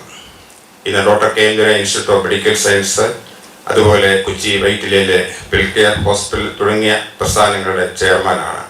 UAE based ഇൻഡസ്ട്രിയിലാണ്. കേരളം ലോകത്തിന് സമ്മാനിച്ച 3 മഹാന്മരഥന്മാർ ഒരുമിച്ച് കൂടിയപ്പോഴാണ് doctor KM Jayaram institute of medical science തുടക്കമായത്. രണ്ടാമത്തെ വ്യക്തിത്വം ഡോക്ടർ MV പിള്ളയാണ്. ഒരുപക്ഷെ നിങ്ങൾക്ക് അദ്ദേഹത്തെ നല്ലവണ്ണം അറിയാം. 2008 ഞാൻ പരിമല ഹോസ്പിറ്റലിൻ്റെ CEO ആയിട്ടിരുന്നപ്പോൾ അന്ന് ഒരു ക്യാൻസർ ഇൻസ്റ്റിറ്റ്യൂട്ട് പരിമല തുടങ്ങുന്നുള്ള ആഗ്രഹമായിട്ട് ഞാൻ അന്നത്തെ മുഖ്യമന്ത്രി ആകുന്നതിന് മുമ്പ് നമ്മുടെ ഉമ്മൻചാണ്ടി സാറിനെ സന്ദർശിച്ചപ്പോൾ അദ്ദേഹം പറഞ്ഞത് അമേരിക്കയിൽ ചെല്ലുമ്പോൾ കാണേണ്ട ഏക വ്യക്തിത്വം ശ്രീ ഡോക്ടർ MV പിള്ളയാണ്. അങ്ങനെയാണ് ഞാൻ അമേരിക്കയിൽ വെച്ച് അദ്ദേഹത്തെ 2008 പരിചയപ്പെടുന്നത്. അന്നുള്ള സ്നേഹം ലോകത്തിന് ലഭിച്ച, അല്ലെങ്കിൽ കേരളത്തിന് അഭിമാനമായി ലോകത്തിന് ലഭിച്ച ഒരു മഹാരഥനാണ്, ഒരു പിഷങ്കരനാണ്. നമുക്കറിയാം, ട്രിവാൻഡ്രം മെഡിക്കൽ കോളേജിലെ പ്രൊഫസറായതിനു ശേഷമാണ് അദ്ദേഹം അമേരിക്കയിലേക്ക് പോകുന്നത്. RCCയുടെ തുടക്കത്തിൽ ഡോക്ടർ കൃഷ്ണൻ നായർ കൂടെ ചേർന്ന് ആ പ്രസ്ഥാനത്തിന് തുടക്കം കുറിച്ചു. ഇന്ന് RCCയുടെ ഗവേണിംഗ് ബോർഡ് മെമ്പറാണ് അദ്ദേഹം. Indian national network for cancer research and നെറ്റ്വർക്കിൻ്റെ പ്രസിഡന്റാണ് അദ്ദേഹം. മുഖ്യമന്ത്രിമാരായി നമുക്കറിയാം, ശ്രീ K. കരുണാകരൻ അവർ ഉൾപ്പെടെയുള്ള എല്ലാ മുഖ്യമന്ത്രിമാർക്കും അല്ലെ നമ്മുടെ രാഷ്ട്രീയ നേതാക്കൾക്കും അമേരിക്കയിൽ ചികിത്സ ചെല്ലുമ്പോൾ ഒരേ ഒരു വാക്കാണ് ഡോക്ടർ MV പിള്ള എന്നുള്ളത്. ആ മഹാരഥൻ പ്രത്യേകിച്ച് ഈ സെമിനാർ നടത്തപ്പോൾ 2 ദിവസം മുമ്പ് ഞാൻ പെട്ടെന്ന് വിചാരിച്ചു, അദ്ദേഹം ഈ തിരുവനന്തപുരത്തുണ്ടായപ്പോൾ അദ്ദേഹത്തെ വിളിച്ചില്ലെങ്കിൽ ഈ സെമിനാർ ഒന്നുമായില്ലെന്ന്. ഇപ്പോൾ 20 മിനിറ്റ് പ്രസംഗം കൊണ്ട് നിങ്ങൾക്ക് മനസ്സിലായി അത് വലിയ ഒരു നേട്ടമായിരുന്നുള്ളത്. അദ്ദേഹം നമുക്കെന്നും അഭിമാനമാണ്. Doctor KM Jayaram institute of medical സയൻസിൻ്റെ ഓൺകോളജി ഡിവിഷൻ്റെ അഡ്വൈസറി ബോർഡ് ചെയർമാനാണ് അദ്ദേഹം. മൂന്നാമത്തെ വ്യക്തിത്വം എന്ന് പറയുന്നത് ഡോക്ടർ KM ചെറിയാൻ, ലോകം കണ്ട ഏറ്റവും വലിയ ഹൃദ്രോഗ ചികിത്സാ വിദഗ്ധൻ. ഇന്ത്യയിലെ ആദ്യത്തെ ബൈപ്പാസ് അതുപോലെ ഹാർട്ട് ട്രാൻസ്പ്ലാന്റേഷൻ 45,000 സർജറി നടത്തിയ ഏറ്റവും വലിയ മകൻ. ഈ 3 വ്യക്തിത്വങ്ങൾ കൂടി ചേർന്നപ്പോഴാണ് doctor KM Jayaram institute of medical science തുടക്കം കുറിച്ചിരിക്കുന്നത്. ഈ പ്രസ്ഥാനത്തിന് ഈ 2.5 വർഷം കൊണ്ട് ചികിത്സാ രംഗത്ത് അതിൻ്റെതായ പങ്കുവഹിച്ചപ്പോൾ ഞങ്ങൾ മറ്റൊരു തലത്തിലൂടെ ചിന്തിക്കാൻ തുടങ്ങി. ഒരു രോഗി ഹോസ്പിറ്റലിൽ വന്ന് ചികിത്സ നേടുമ്പോൾ ആ ഹോസ്പിറ്റലിൽ വന്നെങ്കിൽ മാത്രമേ ചികിത്സ ലഭ്യമാകത്തുള്ളൂ. എന്നാൽ ഒരു അപകടത്തിൽപ്പെട്ട ഒരാൾ ഒരു പ്രയാസമയത്തോടെ കിടക്കുമ്പോൾ അവിടേക്ക് ചെന്ന് അവർക്ക് ചികിത്സ കൊടുക്കുന്ന ഒരു പദ്ധതി, നമുക്കറിയാം ധാരാളം പദ്ധതികളുണ്ട്. പക്ഷേ അവിടെ ചെന്ന് the treatment start on the site onwards, ഇത് നമുക്കൊരു വലിയ ഉത്തരവാദിത്വമുണ്ട്, ഒരു സാമൂഹിക പ്രതിബദ്ധതയാണ് എന്ന് മനസ്സിലാക്കിക്കൊണ്ടാണ് ഈ ATTP പദ്ധതി ഞങ്ങൾ തുടങ്ങിയിരിക്കുന്നത്. Accident treatment programme with public support എന്നുള്ളത്. അതായത് ഒരു അപകടമുള്ള സമയത്ത് നമുക്കറിയാം, ആക്സിഡന്റ് ആയിരിക്കാം, റോഡ് ആക്സിഡന്റ് ആകാം, അല്ലെങ്കിൽ ഡ്രോണിങ് ആകാം, അല്ലെങ്കിൽ ഫയർ കൊണ്ടാകാം, ഏത് രീതിയിലുള്ള ആക്സിഡന്റ് ഉണ്ടാകുമ്പോഴും അങ്ങനെ ഉണ്ടാകുമ്പോൾ അത് ഒരു ഡോക്ടർക്ക് അവിടെ ചെന്ന് പറ്റുവാൻ പ്രയാസമുണ്ട്. എന്നാൽ അവിടെ ആ ആക്സിഡൻ്റായ ആ വിക്ടിമിനെ ആ സമയത്ത് കാണുന്ന ഒരാൾക്ക് എങ്ങനെ സഹായിക്കാൻ ഒക്കും? അതുകൊണ്ട് അപകട മരണങ്ങൾ കുറയ്ക്കുവാനുള്ള ഒരു പൊതുജനങ്ങളെ അതിനെ എക്വിപ്പ് ചെയ്യുക, അവരെ ബോധവാന്മാരാക്കുക, അവരെ അതിൽ പങ്കാളികളാക്കുക എന്നുള്ള ഒരു ബൃഹത്തായ പദ്ധതിയാണ് ഈ ATPP-യിലൂടെ സംജാതമായിരിക്കുന്നത്. ഞങ്ങൾ ഈ കഴിഞ്ഞ ഒരു വർഷം കൊണ്ട് ഞാൻ പറഞ്ഞു 1000 പേരെ നമ്മുടെ ആലപ്പുഴ ജില്ലയിലെ ഒട്ടുമിക്കവാറും പോലീസ് ഓഫീസേഴ്സിന് സെമിനാർ നടത്തി. ഇപ്പോൾ പത്തനംതിട്ട ജില്ലയിൽ നടത്താൻ പോകുന്നു. അതുപോലെ തന്നെ എക്സൈസ് സ്റ്റാഫിനെ, തോട്ടപ്പള്ളിയിലെ ഫിഷർമെൻ നമ്മൾ നടത്തിയിട്ടുണ്ട്. അതുപോലെ തന്നെ ഓട്ടോ ഡ്രൈവേഴ്സ്, അതുപോലെ തന്നെ ആംബുലൻസ് ഡ്രൈവേഴ്സ്, ഇവർക്കെല്ലാം നമ്മൾ നടത്തുന്ന കാരണം ഒരു സംഘടിത ഗ്രൂപ്പിനെ നടത്തും. എല്ലാവരെയും പബ്ലിക്കിന് ഒരുമിച്ച് നോക്കുകയില്ല. അപ്പോൾ എന്താണ് പ്രശ്നം എന്ന് ചോദിച്ചു കഴിഞ്ഞാൽ, ഒരു ആക്സിഡന്റ് ഒരു സമയത്ത് നടക്കുമ്പോൾ ആ ആക്സിഡന്റിൽ നമുക്കറിയാം, ഇപ്പൊ നമ്മൾ യാത്ര ഇന്നും ഞാൻ നിങ്ങളെല്ലാം യാത്ര ചെയ്തിട്ടുള്ളവരാണ്. ഈ യാത്ര ചെയ്യുമ്പോൾ ഒരു ആക്സിഡന്റ് നടക്കുമ്പോൾ നമ്മൾ ചെയ്യുന്ന എന്താണ്, നമ്മളൊന്ന് എത്തി നോക്കും. കാറിൽ നിന്നും നമ്മളൊന്ന് എത്തി നോക്കും. നമ്മുടെ ഉത്തരവാദിത്തം കഴിഞ്ഞു. കാരണം നമുക്ക് സമയമില്ല. നമ്മൾ യാത്ര പോകണം. ഏതോ ചില നല്ല മനുഷ്യർ വന്ന് ആ അപകടത്തിൽപ്പെട്ട ആളെ രക്ഷപ്പെടുത്തിക്കൊണ്ട് പോകും. പക്ഷേ ഇവിടെ ഈ ഗോൾഡൻ അവേഴ്സ് എന്നുള്ള ഈ ടൈമിങ്ങിൽ നമ്മുടെ ഒരു ഇൻവോൾവ്മെന്റ് ഒരു മനുഷ്യ ജീവനെ രക്ഷിക്കുവാൻ കഴിയുന്ന എന്നുള്ളതാണ്. ഈ ഒരു വലിയ റെസ്പോൺസിബിലിറ്റിയാണ്, ഒരു സോഷ്യൽ റെസ്പോൺസിബിലിറ്റിയാണ് നമുക്ക് ഇവിടെ എടുക്കേണ്ടത്. ആ റെസ്പോൺസിബിലിറ്റിയിൽ ഒരു വ്യക്തി അവൻ എങ്ങനെ മെഡിക്കലി എക്വിപ്ഡ് നോളജ് ഉണ്ടാക്കാം എന്നുള്ളതാണ് ഇന്നത്തെ ഈ പഠനത്തിലൂടെ നമുക്ക് മനസ്സിലാക്കുവാൻ സാധിക്കുന്നത്. പ്രധാനമായിട്ടും നമുക്കറിയാം, ഒറ്റ സംഭവം തന്നെ പറയുകയാണ്. ഞാൻ ഹോസ്പിറ്റലിൽ പരിമലയിൽ ഞാൻ ഇരുന്ന സമയത്ത് സ്കൂട്ടർ ആക്സിഡന്റിൽ 2 ചെറുപ്പക്കാരെ ഇവിടെ കൊണ്ടുവരുന്നു. ഒരാൾക്ക് പുറമെ നോക്കുമ്പോൾ നല്ല ഇഞ്ചുറി ഉണ്ട്, മറ്റേ ആൾക്ക് പുറമെ നോക്കുമ്പോൾ വലിയ പ്രയാസമൊന്നുമില്ലായിരുന്നു.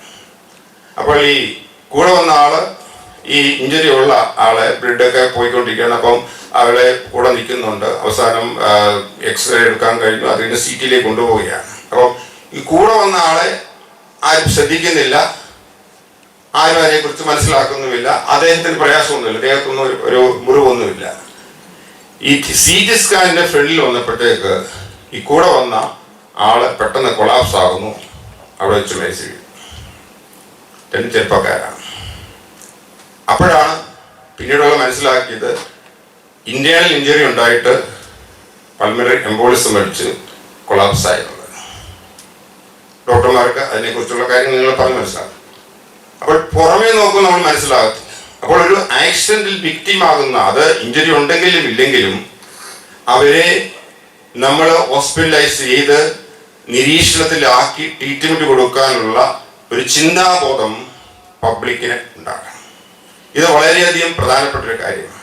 അപ്പം ഇത് ബോധവൽക്കരിക്കുക എന്നുള്ളതാണ് നമുക്ക്. അതോടൊപ്പം തന്നെ നമുക്കറിയാം, ഞങ്ങളുടെ ഹോസ്പിറ്റലിൽ ധാരാളം ട്രോമ പ്രയാസങ്ങൾ വരുന്നുണ്ട്, കേസുകൾ വരുന്നുണ്ട്. ഇതിൽ മുഖ്യ പങ്കും വരുന്നത് ഗവൺമെന്റ് ഹോസ്പിറ്റൽ. നമുക്കറിയാം, ഇന്നത്തെ നമ്മുടെ ഗവൺമെന്റ് ഹോസ്പിറ്റലുകൾ ധാരാളം 50 കോടി 100 കോടിയൊക്കെ വളരെ വികസനമാണ്, വളരെ ഫന്റാസ്റ്റിക് ഡെവലപ്മെന്റ് ആണ് നമ്മുടെ ഗവൺമെന്റ് ഹോസ്പിറ്റലുകളെല്ലാം നടത്തിക്കൊണ്ടിരിക്കുന്നത്. എന്നാൽ ഈ ഗവൺമെന്റ് ഹോസ്പിറ്റലിൽ നമുക്കറിയാം, ഒരു ആക്സിഡന്റ് ആയാൽ സ്വാഭാവികമായിട്ടും ഈ കൂടെ കാര്യം കാണത്തില്ല. അവർ നേരെ ഗവൺമെന്റ് ഹോസ്പിറ്റലിലേക്ക് ആളെ കൊണ്ടുവരും. അവരവരുടെ ഭാഗം കഴിഞ്ഞ് പോകും. അപ്പൊ ആ ടൈമിങ് നമുക്കറിയാം, ഡോക്ടർമാരെ പറയും ഡീസാച്ചുറേഷൻ. ഈ കൃത്യസമയത്ത് ആ ഓക്സിജൻ ലഭിക്കാന്, അല്ലെങ്കിൽ ആ ഒരു കെയർ കിട്ടാൻ നമുക്ക് ഹോസ്പിറ്റലെല്ലാം ഉണ്ട്. പക്ഷെ ഗവൺമെന്റ് ഹോസ്പിറ്റലിൽ നിർബന്ധമായിട്ട് ശ്രദ്ധിക്കേണ്ട ഒരു വിഷയമാണ് അവിടെ എമർജൻസി ഡിപ്പാർട്ട്മെന്റ് ഏറ്റവും ഭംഗിയാക്കുക എന്നുള്ളത്, ഏറ്റവും സയന്റിഫിക് ആക്കുക എന്നുള്ളത്. പക്ഷെ പലയിടത്തും അത് കാണുന്നില്ല. കാരണം ആരും കുറ്റപ്പെടുത്ത കാര്യമില്ല. ചിലപ്പോൾ ടെക്നീഷ്യന്റെ അഭാവമായിരിക്കും, അല്ലെങ്കിൽ എക്യുപ്മെന്റ് അവിടെ ശരിയാകത്തില്ലായിരിക്കും. ഇപ്പൊ ഞങ്ങളുടെയൊക്കെ ഹോസ്പിറ്റലില് ഒരു എക്യുപ്മെന്റ് ഒരു പ്രയാസം വന്നു കഴിഞ്ഞാൽ അതിന് എയിംസും CMC വേണ്ട കൃത്യസമയത്ത് നമ്മൾ വന്നു, അല്ലെങ്കിൽ പ്രശ്നമാണ്. അപ്പോൾ ഇവിടെ എല്ലാം സംഭവിക്കുന്നത് ആ എത്തിക്കുന്ന ഹോസ്പിറ്റലുകൾ വളരെ ശ്രദ്ധിക്കണം. ഇപ്പൊ നമ്മൾക്ക് പബ്ലിക്കാവും, നമ്മൾ ഏതെങ്കിലും നമ്മുടെ ഉത്തരവാദിത്തം, ഇതാണ് നമ്മുടെ social responsibility as A human being. നമ്മളെല്ലാം പറയും, ഞാൻ ഇന്ത്യക്കാരനാണ്, ഞാൻ കേരളീയനാണ്, ഞാൻ മലയാളിയാണ്.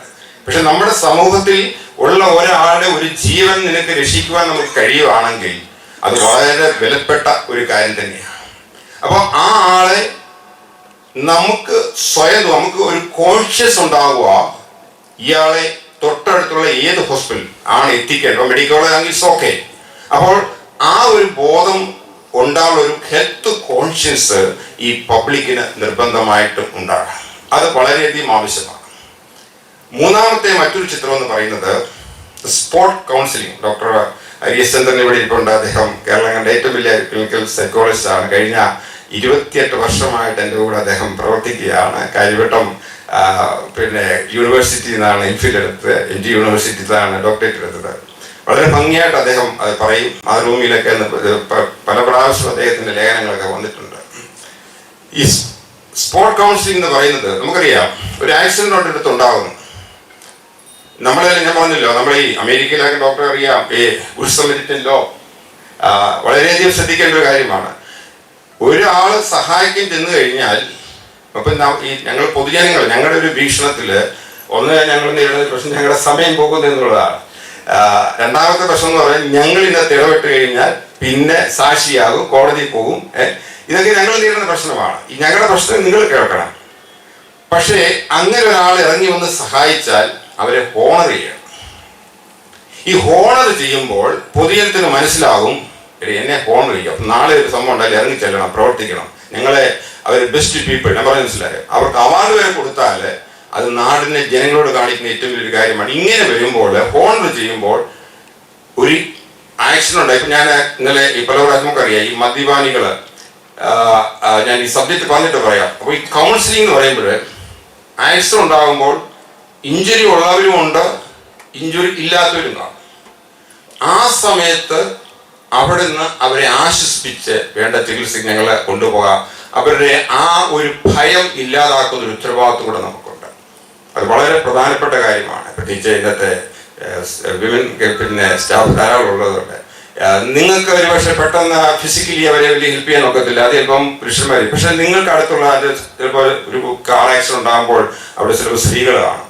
വണ്ടി നിർത്തിയിട്ട് അവരെ ആശ്വസിപ്പിച്ച് പ്രയാസപ്പെടേണ്ട, നിങ്ങളുടെ ഒരു വാക്ക് അവർ ജീവിതത്തിൽ ഉള്ളിടത്തോളം കാര്യം മറക്കത്തില്ല. എപ്പോഴും ഈ സ്പോർട്ട് കൗൺസിലിംഗ് എന്ന് പറയുന്നത് വളരെ പ്രധാനപ്പെട്ട ഒരു കാര്യം തന്നെയാണ്. അതൊരു വാക്കായിരിക്കും, ഒരു സ്വാതന്ത്ര്യമായിട്ട് അത് മാറും, അതൊരു ചികിത്സയായിട്ട് മാറും.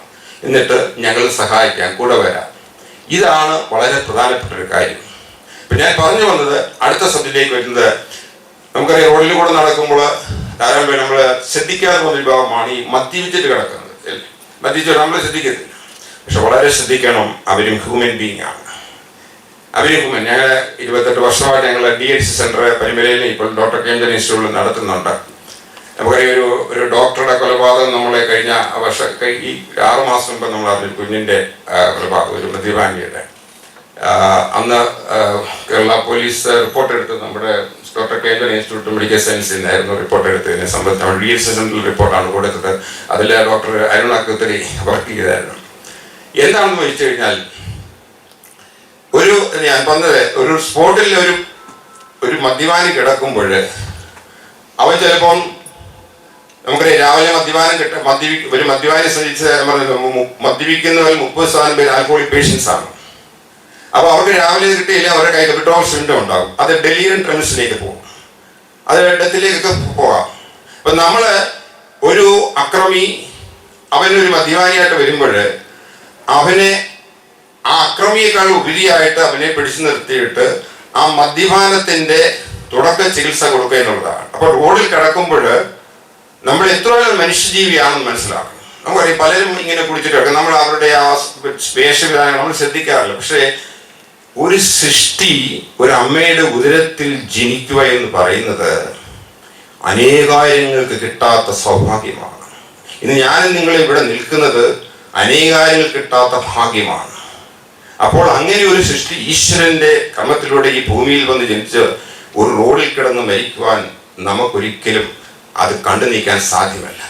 അത് ഏത് മനുഷ്യനായാലും അവന് എടുത്ത് എത്രയും പെട്ടെന്ന് ആശുപത്രിയിൽ കൊണ്ടുപോകാം. ഇപ്പം ഞാൻ പറഞ്ഞത് ഈ ഡോക്ടർ ഈ കുഞ്ഞിനെ കൊന്ന ആ മദ്യപാനിയുടെ കാര്യമാണ്. ആ സമയത്ത് അദ്ദേഹത്തെ കൈകെട്ടി മറ്റും ചെയ്യുന്നില്ലായിരുന്നു. അദ്ദേഹത്തിന് ഈ വിഡ്രോവൽ സിംറ്റത്തിന്റെ മെഡിസിൻ കൊടുത്ത് ട്രാങ്കുലൈസ് ചെയ്ത് അദ്ദേഹത്തിന് ചെയ്യുന്നെങ്കിൽ ഒരു പക്ഷേ ഇന്ന് ആ കുഞ്ഞിനെ കൊല്ലുകയില്ല. അപ്പോൾ ചോദിക്കും ഹോസ്പിറ്റലായിരുന്നു എന്നുള്ളതാണ്. ഇത് എമർജൻസിയിലിരിക്കുന്ന ഡോക്ടേഴ്സിനും ബോധ്യമാകണം, എല്ലാവർക്കും ബോധ്യമാണ് ഒരു മദ്യപാനി എങ്ങനെ മാനേജ് ചെയ്യുക എന്നുള്ളത്.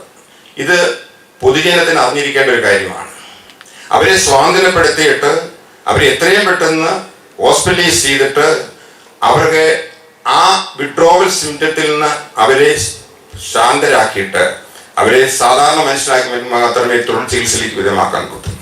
അത് വളരെ പ്രധാനപ്പെട്ട കാര്യമാണ്. കാരണം ആൽക്കഹോൾ ഇൻഡ്യൂസ് സൈക്കോസിസും ഉണ്ട്, സൈക്കോസിസ് ഇൻഡ്യൂസ് ആൽക്കഹോളിസം ഉണ്ട്. കാരണം ഇവരെപ്പോഴാണ് മദ്യപാനി എപ്പോഴാണ് അവൻ വയലന്റ് ആകുന്ന നമുക്ക് പറയാൻ ഒക്കത്തില്ല. അതുകൊണ്ടാണ് ചെരലിലെ മാനസിക രോഗം അവൻ മദ്യപിക്കുമ്പോഴാണ് അത് പുറത്തു വരുന്നത്. മനസ്സിലായല്ലോ? അതുപോലെ തന്നെ ചിലർ മദ്യപിക്കുമ്പോഴാണ് അവരിലെ മാനസിക രോഗി പുറത്തു വരുന്നത്. അപ്പോൾ അവൻ അക്രമസ്ഥനാവും.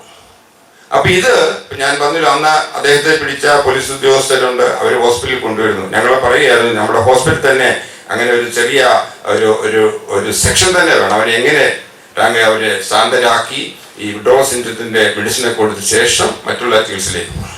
അപ്പൊ ഇങ്ങനെയുള്ള വിവിധങ്ങളായ ആക്സിഡന്റുകളെ എങ്ങനെ നമുക്ക് നേരിടാം, അതിനെ എങ്ങനെ ഒരു പൊതുജനത്തിന് ഒരു ഡോക്ടറായിട്ട് ഹെൽത്ത് വർക്കറായിട്ട് മാറ്റാം.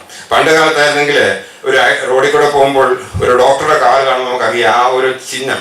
പണ്ട് കാലം സത്യം പറഞ്ഞു കഴിഞ്ഞാൽ ഈ ഡോക്ടർമാർക്ക് മാത്രമേ ഉള്ളായിരുന്നു ഈ എംബ്ലം ഉണ്ടായിരുന്നത് എന്തൊക്കെ ചെറുപ്പകാലത്ത്. കാരണം ഒരു ആക്സിഡന്റ് ഉണ്ടായെങ്കിൽ അദ്ദേഹത്തിന്റെ ഒരു സാമ്യത നമുക്ക് കാണാം, ഡോക്ടറുടെ എംബ്ലം ഉണ്ട്, വണ്ടി നിർത്തും, അത് ഇറങ്ങി വരുമെന്നുള്ളത്. ഇന്ന് ഞങ്ങളുടെ അച്ഛന്മാർക്ക് വരെ ഉണ്ട് എംബ്ലം. ഞാനത് വെച്ചിട്ടില്ല, എനിക്ക് കഴിഞ്ഞ സന്ധ്യ ഞാൻ വെച്ചിട്ടില്ല. കാരണം എനിക്കെതിരെ കാരണം എംബ്ലം ഒരു ഡോക്ടർക്ക് എംബ്ലം ഉണ്ടെങ്കിൽ അതായത് എല്ലാ സംഘടനകൾക്കും എംബ്ലം വെച്ചോണ്ടാണ് പോകുന്നത്. അത് ഡോക്ടർമാർ കൊടുക്കുന്നതിന്റെ കാരണം എന്ന് പറഞ്ഞത് ഇങ്ങനെയുള്ള ഒരു ആക്സിഡന്റ് നടക്കുമ്പോൾ അവരിറങ്ങി വന്ന് ആ ആക്സിഡന്റ് നടക്കുന്ന വിക്ടിമിനെ സഹായിക്കുള്ള ഒരു മനസ്സ് കാണിക്കുന്നുള്ളതാണ്. അതിനാണ് എംബ്ലം നമുക്ക് ഐഡന്റിഫൈ ചെയ്യാനുള്ളതായിരുന്നു. ഞാൻ പറയുന്നത് ഡോക്ടർമാർക്ക് മാത്രമല്ല, നേഴ്സസിനും ഇതിനെ ട്രെയിൻ ചെയ്തവർക്കും ഇങ്ങനെ എംബ്ലം വെക്കുന്നത് സമൂഹത്തിന് ഏറ്റവും പ്രയോജനമുള്ള കാര്യം തന്നെയാണ്. അതുകൊണ്ട് ഇങ്ങനെയുള്ള ഒരു ബോധവൽക്കരണമാണ് നമ്മൾ ഈ സെക്ഷനിലൂടെ നടത്തുന്നത്. ഒരു മാതാവിന്റെ കാര്യം തന്നെ പറയുകയാണ്. ഒരു അമ്മച്ചി വീട്ടില് തെന്നി വീണപ്പോഴത്തേക്ക് അമ്മച്ചിക്ക് തോന്നി കാലിൽ ഫ്രാക്ചർ. ഉടനെ വീട്ടിൽ നോക്കുന്ന പെൺകുട്ടി വന്ന് അമ്മച്ചി എടുക്കാൻ ശ്രമിച്ചും എടുക്കരുതെന്ന് പറഞ്ഞേ. എന്നിട്ട് പറഞ്ഞെന്നറിയോ, ഓലമടൽ കൊണ്ടുവരാൻ പറഞ്ഞു. ഈ ഓലമടൽ കൊണ്ടിട്ട് എൻ്റെ കാലയില് ജസ്റ്റ് കെട്ടിയിടാൻ പറഞ്ഞു. എന്നിട്ട് നീ ആംബുലൻസ് വിളിക്കാം. അമ്മച്ചിയുടെ കോൺഷ്യസ് നമ്മളാണെങ്കിൽ റോഡുകളിൽ കിടന്നാൽ എങ്ങനെയും പിടിച്ച് മനസ്സിലായല്ലോ, ആംബുലൻസിൽ കിട്ടാൻ വണ്ടിയിൽ ഒരു കാറിനകത്തോട്ട് എങ്ങനെയും ഒതുക്കി കയറ്റാൻ. ആ സമയത്തുണ്ടാകുന്ന ഇഞ്ചുറി വളരെ ശ്രദ്ധിക്കേണ്ടതാണ്. നമ്മുടെ മാനേജ്മെന്റ് ഒരു വിക്ടിമിനെ നമ്മൾ എങ്ങനെ കൈകാര്യം ചെയ്യുന്നുള്ളത് വളരെ പ്രധാനപ്പെട്ട കാര്യമാണ്. അത് ഞങ്ങളൊക്കെ ദിവസവും ഞങ്ങൾ കണ്ടുകൊണ്ടിരിക്കുന്ന കാര്യമാണ്. ഈ ഡീസാച്ചുറേഷൻ ഉൾപ്പെടെയുള്ള പല ഘടകങ്ങളും ഇതിൽ നിന്നുണ്ടാകുന്നു. ഞാൻ എൻ്റെ വാക്കുകളെ ചുരുക്കുകയാണ്. നമുക്ക് നമ്മുടെ റെസ്പോൺസിബിലിറ്റി ഉണ്ട്, പ്രത്യേകിച്ച് നമ്മുടെ ഉത്തരവാദിത്തങ്ങൾ, അത് സമൂഹത്തിലുള്ള സോഷ്യൽ റെസ്പോൺസിബിലിറ്റി അത് ഭംഗിയായി നിർവഹിക്കുക. ഒരാളെ നമ്മൾ രക്ഷപ്പെടുത്തുകയാണെങ്കിൽ ജീവിതത്തിന് കിട്ടുന്ന ഏറ്റവും വലിയ അവാർഡാണ്. പ്രത്യേകിച്ച് നമ്മുടെ Kerala vigilance and anti corruption bureau ഇങ്ങനെയൊരു സംരംഭം തുടങ്ങുവാനും നമ്മളോട് ചേർന്ന് private and public participation doctor M V Pillai sir എപ്പോഴും പറഞ്ഞൊരു കാര്യമാണ്, കേരളത്തിന്റെ വികസനത്തിന് ഏറ്റവും പ്രധാനം പബ്ലിക് ആൻഡ് പ്രൈവറ്റ് പാർട്ടിസിപ്പേഷനാണ്. ഈ പങ്കാളിത്തത്തോടെ നമ്മുടെ മുഖ്യധാരയിൽ സമൂഹത്തിന് നമ്മുടേതായ ഉത്തരവാദിത്തം നിർവഹിക്കുവാൻ ജയദീശ് നമ്മളെ അനുവദിക്കട്ടെ എന്ന് പ്രാർത്ഥിച്ചുകൊണ്ടും ഇതിന്റെ ഏറ്റവും പ്രിയപ്പെട്ട സംഘാടകരോട്, പ്രത്യേകിച്ച് business director Vinod Kumar sir, അതുപോലെ തന്നെ ബിജുമോഹൻ സാറ്, അതുപോലെ എൻ്റെ ഏറ്റവും പ്രിയപ്പെട്ട അജി സാറ്, നിങ്ങളെല്ലാവരുള്ള നന്ദി സന്തോഷവും രേഖപ്പെടുത്തിക്കൊണ്ട് എൻ്റെ വാക്കുകളെ ചുരുക്കുന്നു. നന്ദി, നമസ്കാരം. ബഹുമാനപ്പെട്ട director Vinod Kumar sir, doctor M V Pillai sir, father doctor Alexander കൂടാരത്തിൽ, എസ് പി ഇന്റലിജൻസ് ബിജുമോൻ, എൻ്റെ വിജിലൻസ് സഹപ്രവർത്തകർ, ഇങ്ങനെയൊരു ഇനിഷ്യേറ്റീവ് എടുത്തത് നല്ല കാര്യമായിട്ടാണ് എൻ്റെ മനസ്സിൽ പണ്ടുപോലെ ഉള്ളൊരു കാര്യമാണ്. ഞാൻ ബേസിക്കലി കുറേ സയൻസുമായിട്ടും ലിങ്ക്ഡായിട്ടും ഞാൻ പറയാൻ ആഗ്രഹിച്ച എല്ലാ കാര്യങ്ങളും തന്നെ ബിജുമോനും ഡോക്ടറും എം പിള്ള സാറും വിനോദ് കുമാർ ഒരു പോലീസ് പോയിന്റ് ഓഫ് വ്യൂവിൽ പറയാനുള്ള കാര്യങ്ങൾ, എങ്ങനെ മാനേജ്മെന്റിന്റെ കാര്യമൊക്കെ അതൊക്കെ പറയുണ്ടായി. അപ്പോൾ ഇങ്ങനെ ഒരു ഇനിഷ്യേറ്റീവ് എടുക്കുന്നത് നമ്മുടെ എല്ലാവർക്കും ഒരു നല്ലൊരു കാര്യമാണ്. നമ്മുടെ പോലീസിനുള്ള മാത്രമല്ല ഒരു പൗരൻ എന്ന നിലയിൽ നമ്മുടെ ഉത്തരവാദിത്വം ടൈമിൽ എങ്ങനെ റെസ്പോണ്ട് ചെയ്യാൻ പറ്റണം എന്നുള്ള കാര്യങ്ങളിൽ തന്നെ എല്ലാവരും നമ്മൾ അവെയർ ആയിരിക്കണം. പിന്നെ എം വി പിള്ള സാറ് ഒരു ബിഷപ്പ് എന്ന നിലയിൽ വളരെ കാര്യങ്ങൾ പറയുകയുണ്ടായി. ഒരു പ്രിവെന്റീവ് മെഷേഴ്സ് നമ്മളിപ്പോൾ നിൽക്കുന്നത് തന്നെ നമ്മുടെ prevention of corruption act centre ചെയ്തുകൊണ്ടുള്ളൊരു വിജിലൻസ് ഹെഡ് ക്വാർട്ടേഴ്സാണ്. ഈ പ്രിവെൻഷൻ ഓഫ് കറപ്ഷൻ ആക്ടിൽ ഊന്നി നിൽക്കൊണ്ട് പറയുകയാണെങ്കിൽ പല കാര്യങ്ങളും, പല പ്രിവെൻറ്റീവ് മെഷേഴ്സ് നമ്മുടെ ലൈഫിൽ അഡോപ്റ്റ് ചെയ്യേണ്ട സാഹചര്യങ്ങളാണ് ഇപ്പോൾ ഉള്ളത്. അതിലെല്ലാം നമ്മൾ നേരത്തെ എം വി പിള്ള സാറും പറയുകയുണ്ടായി, ഫുഡ് ഹാബിറ്റ്സ്, ഇതെല്ലാം നമ്മുടെ വീട്ടിലും കുട്ടികളുടെ ഇടയിലും സഹപ്രവർത്തകരുടെ ഇടയിലും എല്ലാം തന്നെ പല ഇഷ്യൂസും, ഈ കൊറോണ ക്യാൻസർ ഒക്കെ പറഞ്ഞാൽ എല്ലാ കൺട്രീസും നമ്മുടെ ഫുഡ് ഹാബിറ്റ്സും ഇതിലൊന്നും ഒരു കൺട്രോളില്ല നമുക്ക്. ഇതിലെ പോസ്റ്റൽ ഇഷ്യൂസ് എല്ലാം പറയുകയുണ്ടായി. അപ്പോൾ ഇതെല്ലാം തന്നെ നമുക്ക് മാനേജ് ചെയ്യാനായിട്ട് ഇത്തരത്തിലൊരു കോഴ്സ്, ഒരു പ്രിവെൻറ്റീവ്, ഞാൻ എൻ്റെ ചെറുപ്പത്തിൽ ഞാൻ ഈ പറഞ്ഞ ചെറിയൊരു ഡോക്ടർ ഫാമിലിയിൽ നിന്നാണ്. എൻ്റെ അച്ഛൻ എപ്പോഴും പറയുമായിരുന്നു, prevention is better than cure. അസുഖം വന്ന് ചികിത്സിക്കുന്നതിനേക്കാൾ നല്ലത് പലതും നമുക്ക് പ്രിവെൻറ്റീവ് മെഷേഴ്സ് എടുക്കുകയാണെങ്കിൽ തന്നെ നമുക്ക് പല തരത്തിലും നമ്മൾ മാത്രമല്ല നമ്മുടെ കുടുംബത്തിനും അയൽപക്കത്തിനും നമ്മുടെ സമൂഹത്തിനും എല്ലാം തന്നെ നമുക്ക് മുന്നോട്ട് നല്ല രീതിയിൽ കൊണ്ടുപോകാൻ സാധിക്കും. അപ്പം എൻ്റെ ഒരു ആഗ്രഹം, വിനോദ് സാറ് ഇനി തുടർന്നുള്ള നമ്മുടെ വിജിലൻസ് ഹെഡ് ക്വാർട്ടേഴ്സിനെ അതുപോലെ തന്നെ എല്ലാ വിങ്ങുകളിലും നമ്മുടെ എക്സിക്യൂട്ടീവ് അതുപോലെ തന്നെ മിനിസ്റ്റർ സ്റ്റാഫിനും കോഴ്സ് ഒരു കുറേ ഡ്യൂറേഷൻ സഫീഷ്യൻ്റ് ആയിട്ടുള്ള രീതിയിലാവുന്ന രീതിയിൽ നമുക്ക് കുറച്ച് കൊണ്ടുപോയാൽ നന്നായിരിക്കും. എനിക്ക് ടൈം കൺസ്ട്രെയിൻ്റ് ആയതുകൊണ്ട് എനിക്ക് പല കാര്യങ്ങളും പറയണമെന്നുണ്ട്. ഞാൻ ഇതിലോട്ടൊന്നും ഞാൻ പോകുന്നില്ല. ആകെ ഒരു റിക്വസ്റ്റ് ഞാൻ നമ്മുടെ വിജിലൻസിൻ്റെ നമ്മുടെ സ്റ്റാഫിനോട് പറയാനുള്ളത്, നിങ്ങൾക്ക് ഇന്നൊരു ട്രെയിനിങ് കിട്ടുന്നുണ്ടാവും. ഈ ട്രെയിനിങ് വെച്ചിട്ട് നിങ്ങളിൽ മാത്രം അത് ഒതുക്കരുത്. നിങ്ങളുടെ കുട്ടികൾക്കും വീട്ടിലുള്ള ഫാമിലി മെമ്പേഴ്സിനും തന്നെ ഈ ട്രെയിനിങ് എന്ത് മനസ്സിലായി, എങ്ങനെ മാനേജ് ചെയ്യണം, ഒരു ചോക്കിംഗ് ഒക്കെ വരാൻ മുള്ളു കയറുന്ന ഒരു ഇഷ്യൂ, അല്ലെങ്കിൽ ഒരു ഇലക്ട്രിക് ഷോക്ക് ഉണ്ടാകുന്ന ഒരു ഇഷ്യൂ, ഒരു റോഡ് ട്രാഫിക് ആക്സിഡൻറ്റ് ഉണ്ടാകുന്ന ഒരു ഇഷ്യൂ, എങ്ങനെ മാനേജ് ചെയ്യുന്നുണ്ട്. നിങ്ങളും പലരും ഈ ആറ്റം ബോംബ് മൾട്ടിപ്ലിക്കേഷൻ പോലെ നിങ്ങളുടെ കൂട്ടുകാർക്കും സഹോദരങ്ങൾക്കും എല്ലാം തന്നെ ഇത് പറഞ്ഞ് മനസ്സിലാക്കി കൊടുക്കുക. ഇതിനൊരു വീഡിയോ റെക്കോർഡിങ് ഞാൻ വിനോദിനോട് പറഞ്ഞിട്ട് എടുക്കുന്നുണ്ട്. ഇത് വല്ലപ്പോഴും ഇട്ട് കാണുക. അപ്പോൾ വൺസ് ഇൻ എ വൈൽ നിങ്ങൾക്ക് മെമ്മറൈസ് ചെയ്യാൻ സാധിക്കും. അപ്പോൾ ഇങ്ങനെയുള്ള പല കാര്യങ്ങളും നിങ്ങൾ മനസ്സിലാക്കുക.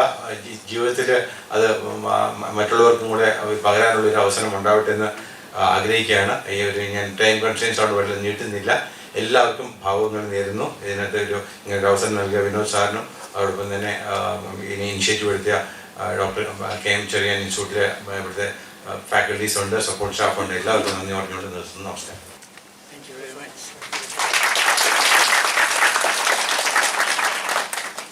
Thank you sir. ഉപഹാര സ്വീകരണത്തിനായി reverend father doctor Alexander Koodarathil അവരെ ക്ഷണിച്ചു. ബഹുമാനായ director TK Vinod Kumar IPS അവരുകൾ, ബഹുമാനായ ഡോക്ടർ MV പിള്ള അവരുകൾ, ഫാദർ ഡോക്ടർ അലക്സാണ്ടർ കൂടാരത്തിൽ അവരുകൾ, SP Bijumon sir, RDI sir, KM Cherian ഇൻസ്റ്റിറ്റ്യൂട്ടിലൂടെ എത്തിച്ചേരുന്ന ഡോക്ടേഴ്സ്, മറ്റ് അധികാരികൾ, പ്രിയപ്പെട്ട സഹപ്രവർത്തകർ, സമയം വളരെ അതിക്രമിച്ചുകൊണ്ട് ഞാൻ എൻ്റെ കർത്തവ്യത്തിലേക്ക് നേരെ കടക്കുകയാണ്. ഇത്രയും ദൂരത്തു നിന്ന് ഇവിടെ എത്തി ഇങ്ങനെ ഒരു പ്രോഗ്രാം നമുക്ക് വേണ്ടി സംഘടിപ്പിക്കാൻ സന്മനസ് കാണിച്ച ഡോക്ടർ KM ചെറിയാൻ ഇൻസ്റ്റിറ്റ്യൂട്ടിൻ്റെ ഭാരവാഹികളെ മൊത്തമായി തന്നെ നന്ദി അറിയിക്കുകയാണ്. അതൊരു ഭാഗ്യമായിട്ട് തന്നെ കരുതുന്നു. കാരണം ഈ കീനോട്ട് അഡ്രസ് നടത്തിയ ബഹുമാനായ ഡോക്ടർ, അതുപോലെ തന്നെ ഈ ട്രെയിനിങ് പ്രോഗ്രാം പ്രസൻറ്റ് ചെയ്ത ബഹുമാനായ അച്ഛൻ, അതൊക്കെ നമ്മുടെ ഭാഗ്യമായിട്ട് നമ്മൾ കരുതാം. ഞാൻ എൻ്റെ കർത്തവ്യത്തിലേക്ക് കടക്കട്ടെ. ഈ പ്രോഗ്രാമിന് സന്മനസ് കാണിച്ച ബഹുമാനായ director TK Vinod Kumar IPS അവരുകളെ നിങ്ങളുടെ എല്ലാവരുടെയും പേരിലും എൻ്റെ വ്യക്തിപരമായ നേരിലുള്ള നന്ദി അറിയിക്കുന്നു. ഒരു മഹത് വ്യക്തിത്വത്തെ നമുക്ക് പരിചയപ്പെടാൻ സാധിച്ചു. Doctor MV Pillai, chairman of the advisory board oncology centre, doctor KM Cherian institute, അദ്ദേഹത്തെ പരിചയപ്പെടാൻ സാധിച്ചു. വളരെ ലളിതമായി, വളരെ ഇൻഫോർമേറ്റീവായിട്ട്, ശ്ലാഘനീയമായിട്ട് നമുക്ക് കാര്യങ്ങൾ പറഞ്ഞു തന്ന ആ മഹത് വ്യക്തിത്വത്തിന് വിജിലൻസ് ആൻഡ് ആൻറ്റി കറപ്ഷൻ ബ്യൂറോയുടെ നന്ദി അറിയിക്കുന്നു. ഈ ട്രെയിനിങ് ഇവിടെ പ്രസൻറ്റ് ചെയ്ത ഫാദർ ഡോക്ടർ അലക്സാണ്ടർ കൂടാരത്തിൽ സോഷ്യൽ റെസ്പോൺസിബിലിറ്റിയെ പറ്റിയും ഒരു മനുഷ്യജീവി എന്ന നിലയിൽ നമുക്ക് സമൂഹത്തിന് എന്തൊക്കെ ചെയ്യാൻ നമ്മളെ കൊണ്ട് സാധിക്കും എന്ന് വളരെ ലളിതമായി നമ്മളെ പറഞ്ഞ് മനസ്സിലാക്കിയ ഡോക്ടർ അലക്സാണ്ടർ കൂടാരത്തിൽ അവരുടെ VAC പേരിലുള്ള നന്ദി അറിയിക്കുന്നു. ഇവിടെ സ്വാഗതം ആശംസിച്ച് സംസാരിച്ച ബഹുമാനായ SP intelligence Shri ES Bijumon അവരുടെ നന്ദി അറിയിക്കുന്നു. ഈ പ്രോഗ്രാമിന് കാരണഭൂതനായ RDIG സാർ, അദ്ദേഹമാണ് ബഹുമാന ഡയറക്ടറോട് ഇതിനെപ്പറ്റി സംസാരിക്കുകയും ഇങ്ങനെ ഒരു പ്രോഗ്രാം നമുക്ക് സംഘടിപ്പിക്കാൻ അനുവദിച്ചത് തന്നതും. അദ്ദേഹം എപ്പോഴും സംസാരിക്കുമ്പോഴേക്കും ഹെൽത്തിനെ പറ്റി വളരെയധികം കോൺഷ്യസ് ആയിട്ടുള്ള മനുഷ്യനാണ്. എപ്പോൾ സംസാരിച്ച അവസാനം അത് ഹെൽത്തിൽ വന്ന് നിൽക്കും. അങ്ങനെ ഒരാളാണ്. എപ്പോഴും അങ്ങനെ ഒരു കഴിഞ്ഞ ആഴ്ചയിൽ ഞങ്ങൾ സംസാരിച്ചിട്ട് തന്നെയും ആഹാരം കഴിച്ച് നിൽക്കുന്ന സമയത്ത് തന്നെയും ഇങ്ങനെയുള്ള ആഹാരമൊന്നും കഴിക്കരുത് എന്നൊക്കെ വളരെ എപ്പോഴും പറയുന്ന മനുഷ്യനാണ്. അദ്ദേഹത്തിൻ്റെ ആ ശ്രമഫലമായിട്ടാണ് ഇങ്ങനെ ഒരു പ്രോഗ്രാം ഇവിടെ നമുക്ക് സംഘടിപ്പിക്കാൻ കഴിഞ്ഞത്. അദ്ദേഹത്തിന് അകൈതുമായി നന്ദി അറിയിക്കുന്നു. അതുപോലെ തന്നെ KMJR ഇൻസ്റ്റിറ്റ്യൂട്ടിൽ നിന്ന് ഇവിടെ എത്തിയ ഡോക്ടർമാർ, അവരുടെ വിലയേറിയ സമയം ഞങ്ങൾക്ക് വേണ്ടി ചെലവഴിക്കാൻ തീരുമാനിച്ചിവിടെ എത്തിയ എല്ലാവർക്കും നന്ദി അറിയിക്കുന്നു. അവസാനമായി DYSP വിനോദ് സാർ, ഇവിടെ സന്നിഹിതരായിരിക്കുന്ന നിങ്ങൾക്കെല്ലാവർക്കും നന്ദി അറിയിച്ചുകൊണ്ട് നിർത്തുന്നു. നമസ്കാരം.